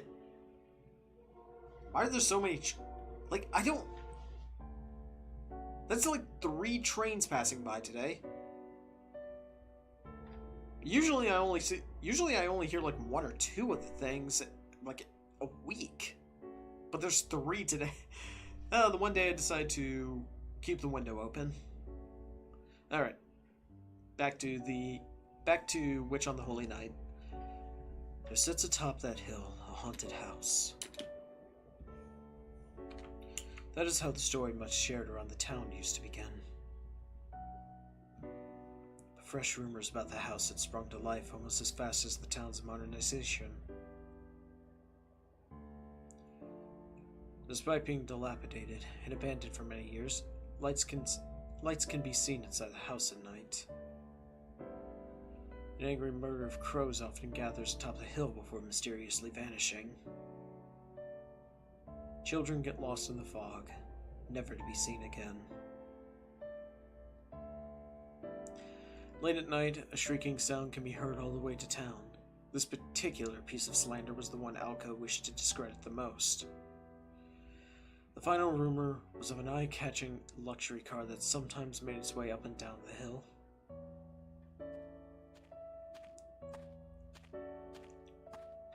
The rumors spread and grew by the day. And while they grew, the house that everyone thought had rotted away was restored over the recent years. Deep in a wood, on top of a hill, no one dared to approach. Like a ruin shrouded from view even on the brightest of days.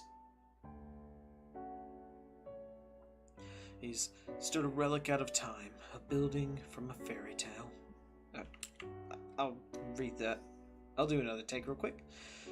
Deep in a wood on top of a hill no one dared to approach. Like a ruin shrouded from view even on the brightest of days, stood a relic out of time, a building from a fairy tale. The house was the Kuonji mansion. Everyone in town knew about the witch's house on the hill. It was an unabashedly haunted house where Alco Alzaki resided, for reasons known only to her. Needless to say, it was not really haunted. The Kuonji family home was a grand Western-style mansion with a long and storied history stretching all the way back to England. It was too small to be a dormitory, yet too big to be called a house. The main building contained as much as 3 normal houses worth of rooms. It was surrounded by a large, all-encompassing courtyard. The perimeter of the grounds was surrounded by a high, iron fence covered in thorny vines. There was also an annex to the main building.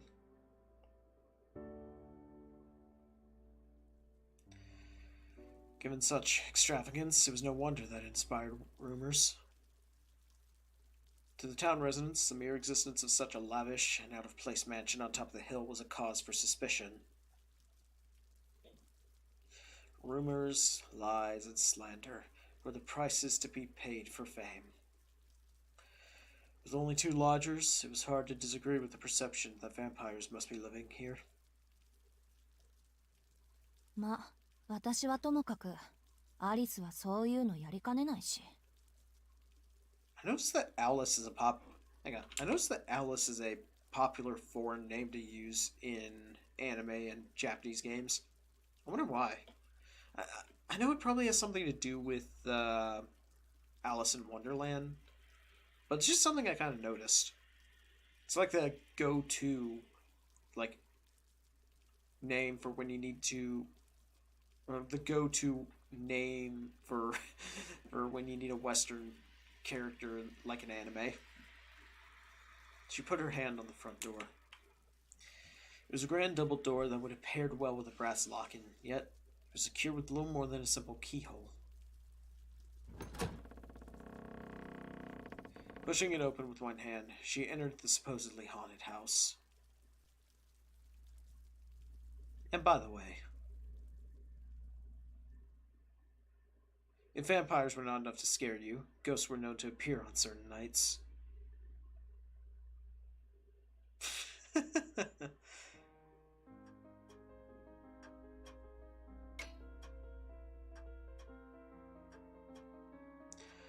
Much like the weather outside, the foyer was overcast with shades of gray. Perhaps by deliberate design, the architect had chosen not to include any lights in the entrance area.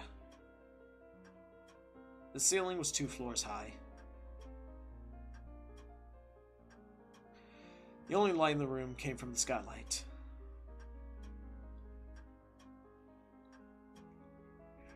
It was particularly gloomy on rainy days.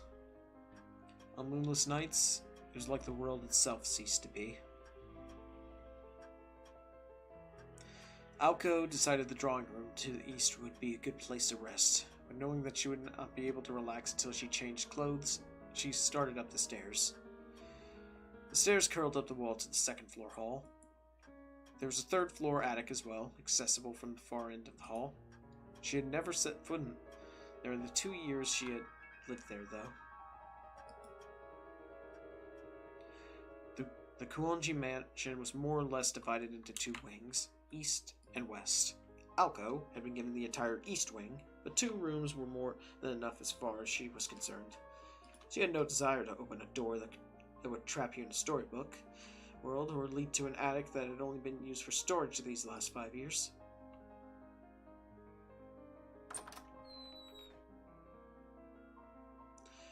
Aoko's room was at the end of the east wing's long corridor. She had elected for a smaller room for no other reason other than she thought it would be easier to clean. It was furnished with a large bed, a beloved mahogany desk, a wardrobe and chest for her clothes, and 2 9-shelf bookcases. That was the extent of what she'd brought from home. Her entire life of 16 years reduced to this. She'd also borrowed the next room down for her own purposes. そうだ。アリスにもらった見張りと壊れてないかチェックしないと。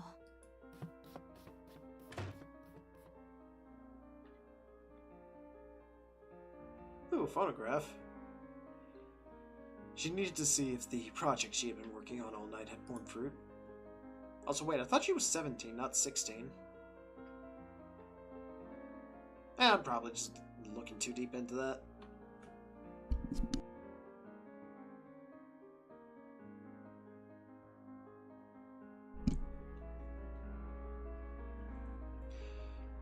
The study next door served as proof of the life she had been living for the last year, and how different that life was from the one she had lived before. It was not a room for the person she had been. It was a room for the person she would eventually become, a place of solitude that only she could enter, or so she thought. 壊れてるどころか跡形もなく消え去ってる。やっぱ自己流アレンジはまだ早かったか。いいわよ。笑いなさいよ、コマドリ。The nosy neighbor that intruded upon her sanctuary flew away. While not exceptionally talented, Aoko did not lack for effort and was not afraid to fail. One could have almost mistaken her approach for optimism.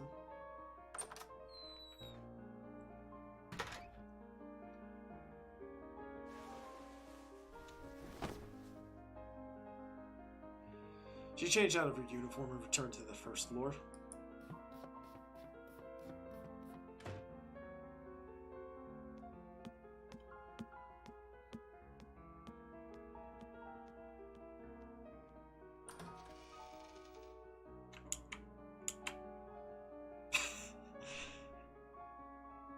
Down the stairs, she opened the door to the east wing into the corridor as dark as a cellar. The absence of windows meant it was pitch black without the lights on, so she flicked the switch and entered the nearby doorway.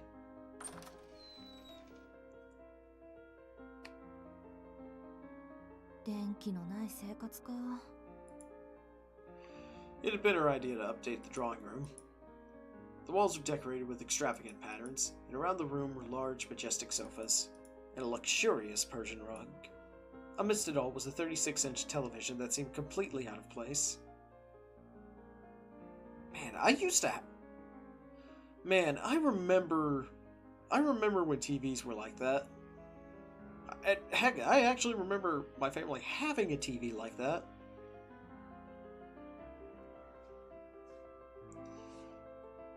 Man, I feel old.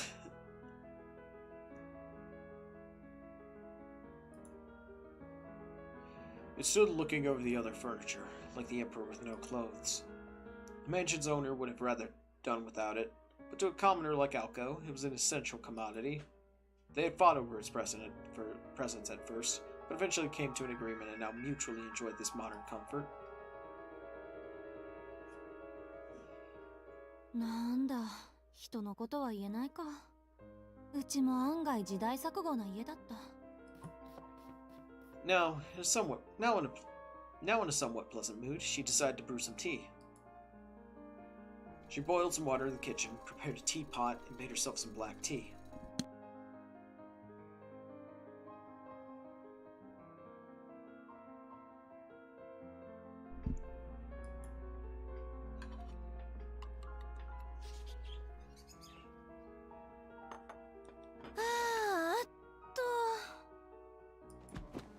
With a flop, she sank into the sofa.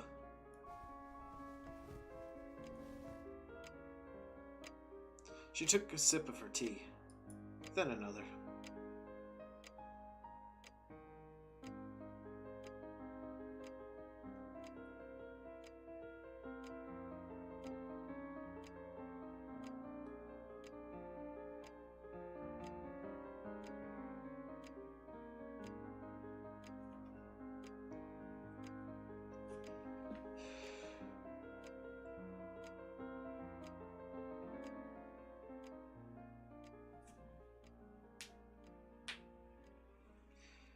Lulled by the ticking of the clock, she took a third sip as she pondered how to spend her afternoon. The sofa almost seemed to be inviting her, and she sunk even further into its comforting embrace. What? Alco blearily opened her eyes as she lifted her body up from the cushions. None. This was no dream or delusion. At some point, a girl had sat down across from her. Not the least bit surprised, she reached for her teacup, but the tea within had gone completely cold. She asked the question to the girl on the other side of the table. The girl answered without lifting her gaze.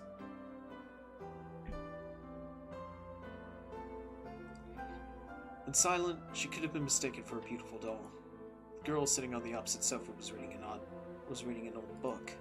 She had delicate thumbs and pale white skin. Not a hint of humanity emanated from her melancholic aura. She had darker hair than Alco, and her icy eyes were focused on the pages in front of her. Her clothes resembled that of a nun, but were actually her school uniform. Oh wait, that's a school uniform?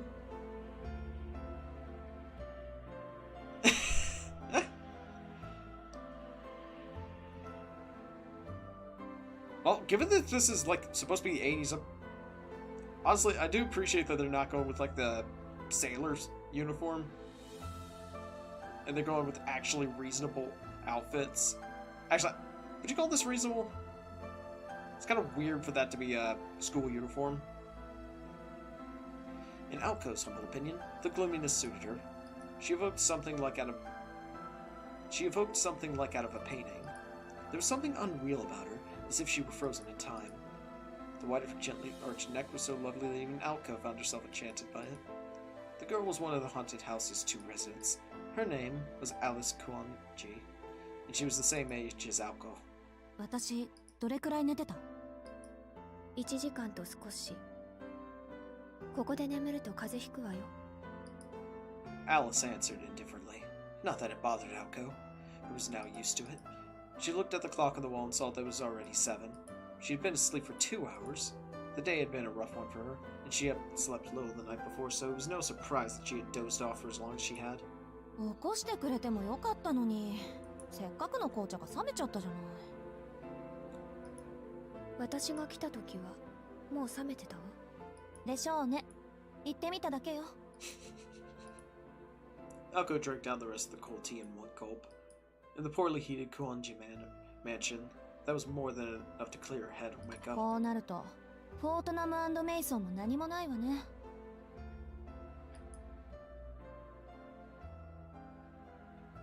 おかえり、アリス。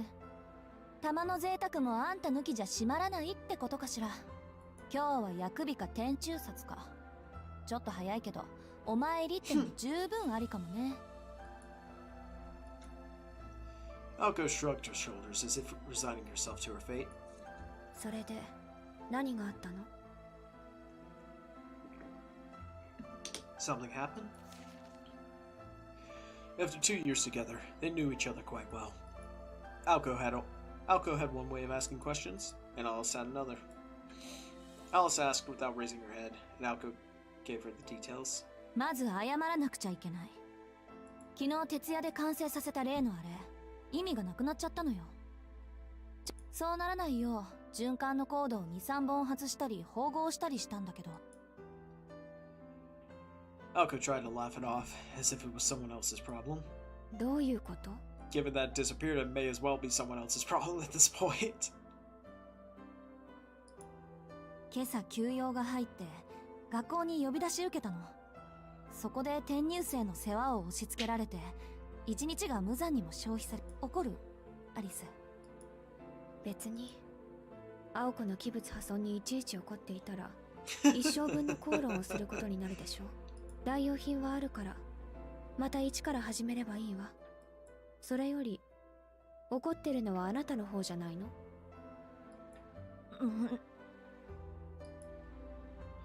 ？Alice was very much on point today. It was true that, despite outward appearances, Alko was seething with frustration. That aside, この転入生っていうのがひどくずれててね。すごい山奥で暮らしてたらしくて、こっちの常識が通じないんだから。三問以下って言葉があるけど、あれって本当のことなのね、アリス。Alice raised her head in response to hearing her name, but Alko kept going on before she could get a word in edgewise. Alko, after all, expected no sympathy in the first place. 初対面から尺に触るやつだったけど、教室を、そいつ、教室で教師と1対1で授業を受けるもんだと思ってたらしいの。で、私が簡潔かつ丁寧に教室の何たるかを教えた後で、それで青崎、他の教室は何に使うんだ？ Okay, you know what? Assuming that Alko's right about this, I can at least get what her frustration with the guy was. Because even if it's not his fault for not knowing it, or even if it isn't his fault for not knowing much about a school that does... Well, she certainly should have been a lot nicer to him. Absolutely. And more patient. Yeah, she could have been way nicer and less mean. But I can at least see where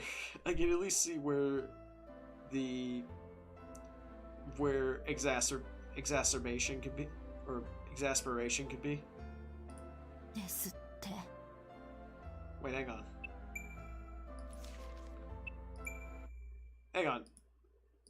それで青崎、他の教室はですって。Wait, okay, yeah. She shrugged her shoulder. 教室 Actually に had 他 to も hit a 何も small ないでしょ。 animation there. なんていうか、そいつは少しでも説明を何も疑問に思わないというか、想像力が欠如してるっていうか、想像することに慣れてないっていうか。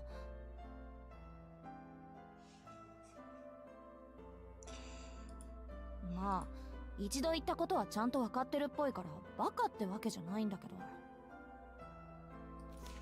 あなたが人を批評するのは珍しいわね。みじんたりとも気にしないわよ。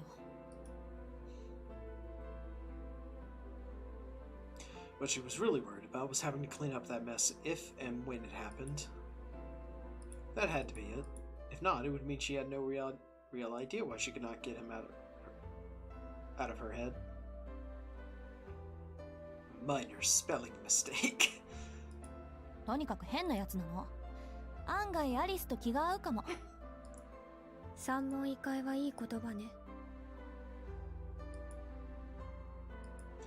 From her eyes, it was clear that the question of whether they would get along was irrelevant, given they would never meet in the first place.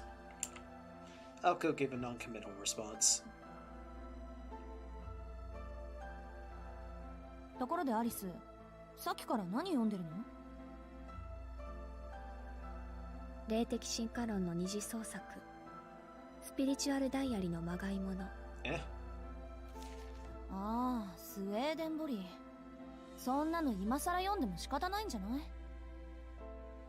新書なら退屈だけど、これは偽書だから。彼の欠点と長所を劇的に褒め上げている。よくできた冒険小説のようよ。立ちはだかる秘密組織の名前がカントとか気が利いているわ。筆跡はあなたのおじいさんのものだけど。へえ、あの人そういう趣味まであったんだ。割とユーモアがあったのね。惜しい人を亡くしたわ。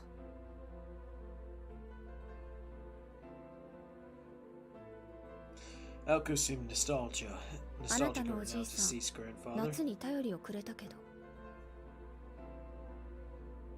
よしてよ、死んだものと考えたいのに。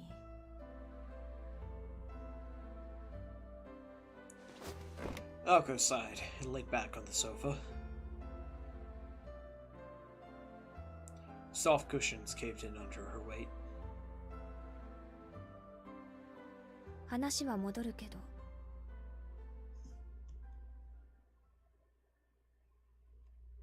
Alice shot a glance at Alco.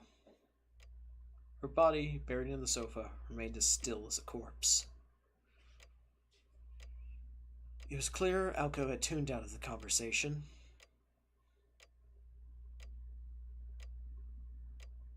Alice silently chastised her with a look. The more she thought about it, the less important the events of the day seemed to become.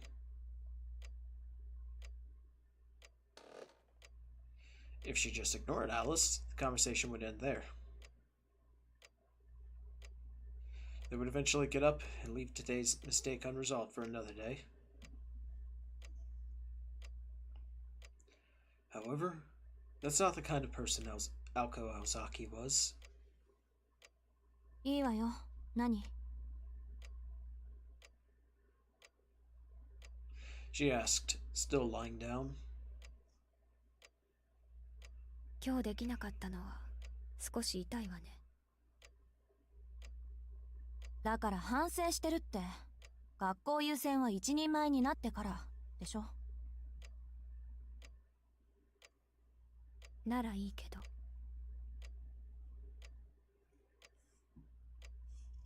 The coldness in her voice made Alco gnash her teeth.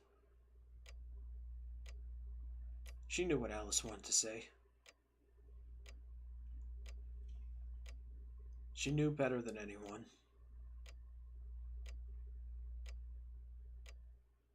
The veneer she wore for school was different than the way she lived at home.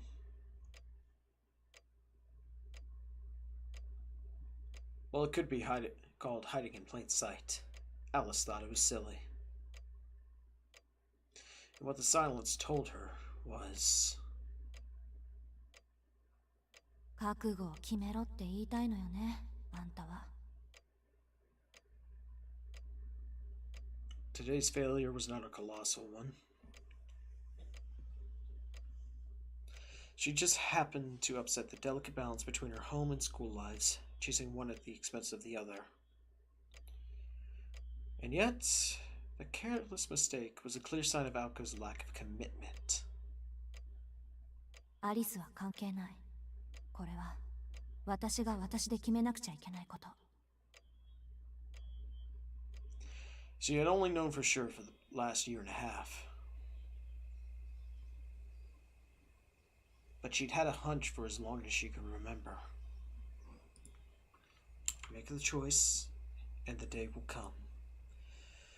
It was little wonder that her morals and conscience had been stripped away. Aoko pushed herself back up. She was met by Alice's cold beauty and wordless gaze. オッケー、アリス。来週中に決着をつけよう。それでいいんでしょ？ええ。青子。Aoko could not help but shake her head, feeling like she was hearing something similar for the second time that day. Even in the comfort of her own, she couldn't banish thoughts of that country boy from her mind. じゃあ、下準備はよろしくね。私まだできないし。場所は例の公園でいい？妥当な線ね。あ、でももう一軒の方は？そっちの方が急務じゃない？時と場合、森に変化があれば教えるわ。After that brief exchange, Alice returned her attention to the book on her lap. Shop talk was over. Now they could return to their normal relationship as roommates. Aoko grabbed the remote to turn on the TV. Since Alice was busy reading, Aoko decided to tune into a variety show that had already started. Alice started to speak, but suddenly cut herself off. One of her delicate hands raced to her mouth. She would always cut herself off the second she realized she was about to say something trivial. Sometimes, her self-restraint would hit too late, and she would make a gesture like the one she was making now. It occurred to Aoko that the "ah" sound her cute little roommate made was just now was different than the "wah" she blurted in times past. 何？ Aoko turned down the volume on the TV. Her intense eyes lit up like those of a ど mischievous うと cat. いうことはないんだけど。ないんだけど？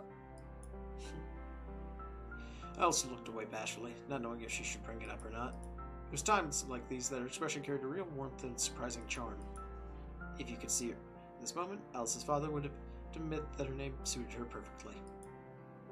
今日帰ってくるときおかしなものを見て誰かに話そうと思う。 Aoko nodded, beckoning her to continue. つまらない本当に意味のないことよ。けどどう考えてもそんなことをする理由がわからない。 Wait, did she see, Sojiro doing his part-time job? 青子、人間ぐらいの大きな猫がひょこひょこ出前をする理由ってわか I る？ was right on the money, baby.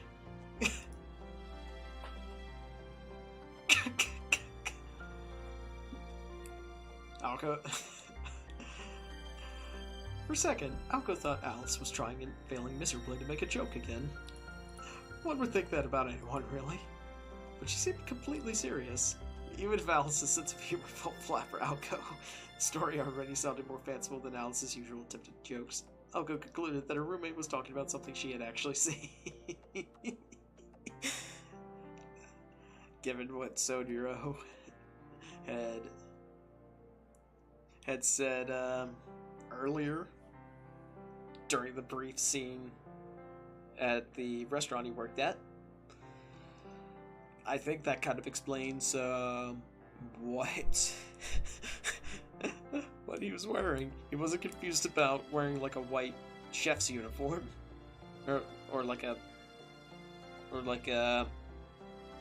waitstaff uniform.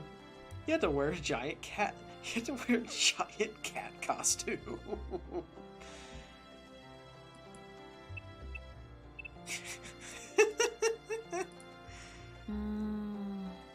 その話には2つぐらい信じがたい。いいの。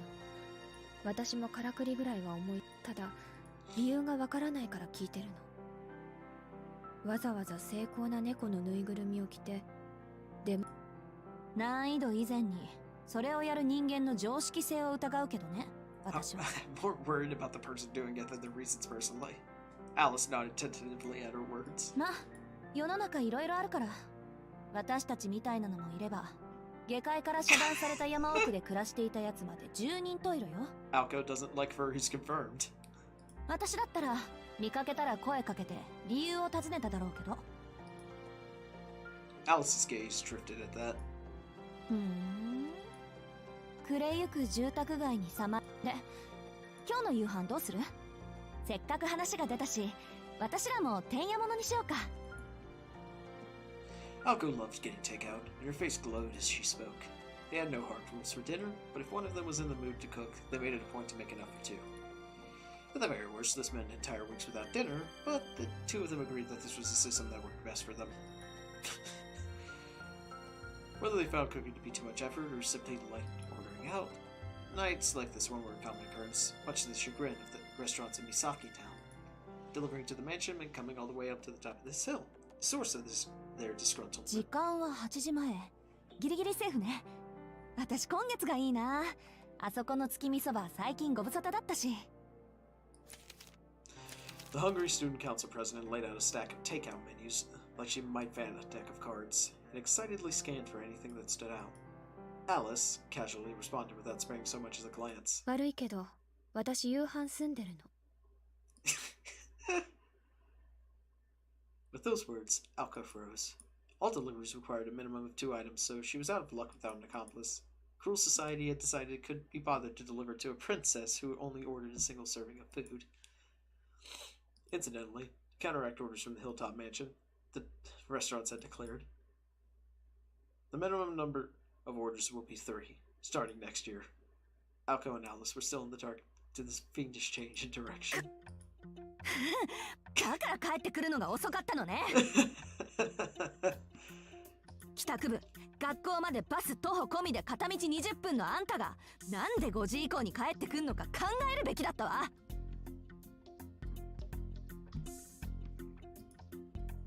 Unfortunately for Alko, she'd been too out of it to even remember that she was the one who'd fallen asleep. ああ、ひどい女。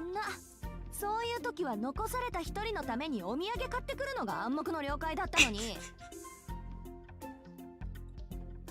私だってこの前の外食の時はアリスの分も買ってきたじゃない。It was unknown how serious Alko was being, but she was visibly angry. She'd already woken up hungry that morning, and from the time she was called into school until now, she had consumed nothing but tea. It was a small miracle that her stomach was not growling. She knew it was her own fault, but she persisted, wanting to get revenge on Alice for scolding her earlier. この前ってあれのこ My と。 last time, あなたが都心に出向いた時、夕食にお寿司を食べてきたのに、お土産はなぜかコンビニエンスストアのビニール袋だったって話。Alko had kicked a hornet's nest. 何よ、買ってこないよりはマシでしょ。 Oh, and by the way, this wouldn't be like a cheap sushi you'd get over here. I'm pretty sure, like, this would be referring to like a very high-class sushi, like sashimi, like a sashimi from freshly caught yellowfin tuna. But then again, I don't know if Alko actually has the money for that. Still though, it is kind of it is still kind of a jerk move to just go get sushi when you have an agreement to bring food back to your housemate, and instead of bringing them back sushi, you just bring them some cheap thing. Instead of bringing them back the good stuff, you just bring them like some cheap like throw some like cheap gas station corn dog. 真実は時に隠蔽すべきね。 There are times when you'd be better off saying nothing at all. Alice's icy glare pierced right through her. Alko had certainly crossed the line by going on and on about how the sushi circled around the restaurant while Alice ate her convenience store meal. But new things fascinated her, and she couldn't contain her curiosity towards the conveyor belt sushi shops that started popping up at the time. They were nothing short of miraculous. Oh wait, this is I've actually seen like oh yeah, I know what they're talking about here. Even honesty can be a sin given the right circumstances. Yeah, some honesty is a virtue, but sometimes again you should probably just shut up and not rub your experience in someone else's face. わかった。わかりました。じゃあ Alice went back to her book without so much as recognizing the question. The fact that she did not confirm it made Alko anxious. 仕方ない。今日は薬日だし。おとなしく。 She stood up, announcing her intent to no one in particular. 引き忘れてた。 Alice's hand froze on her current page. She suddenly shut the book she was reading and stood up, as if at wit's end. She had walked across the drawing room with her book in hand. When she reached the door, she stopped and turned toward Alco. 聞きたい。まあ、なんとなく。 Alco nodded timidly, cowed by Alice's sudden vigor. Alice continued in her fact way. その猫が余ったメニューをくれたのよ。 And with that brief response, she left the room.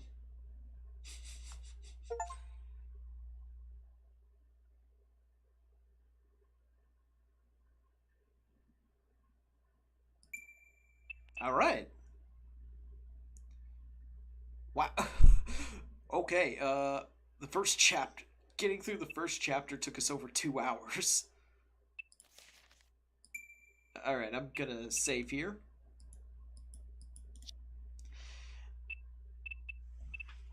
And honestly, this seems like a good place to step off for the night. I do have a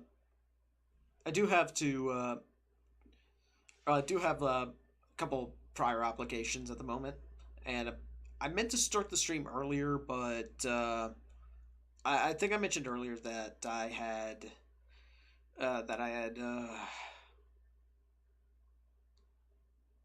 well, what I certainly didn't have was a way to actually help me speak without stumbling all over my words. But anyway, yeah, I got a computer part to try to help with my fans. Turns out I don't have any place to plug in the data cord. Yes, it requires a data cord. Like the kind you stick into a hard drive. Fortunately, Best Buy is kind enough to include an open box return policy. So I could just take this thing back tomorrow, or I could just go back tomorrow and get my money back. And probably spend that on something else stupid, like some more 40K models, or... Oh, one thing I was actually thinking of getting is the Rogue Trader game. I've heard it's pretty good, but I've also heard that it's really buggy. So at the moment, I'm more or less just waiting for that to just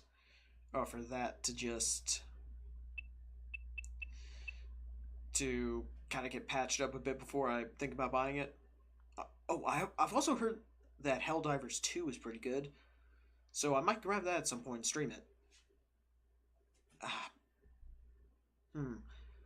Maybe I should get a new mic whenever or with the money I'm getting back from returning that thing. Yeah, because this little mic I got, not too bad, but I probably should just invest in something a little better. Or maybe it does well enough at the moment. I'm a cheapskate except for everything I should probably be spending money on.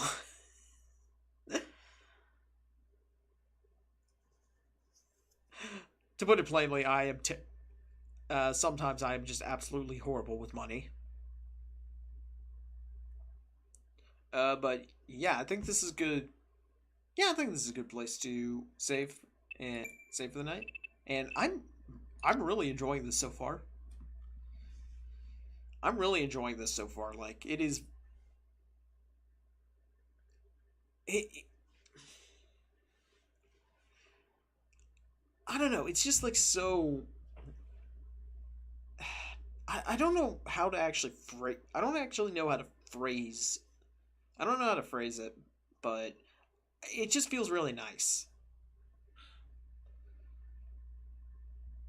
But yeah, that's it for the night. Thank you all for watching, and I will see you next time. Take care.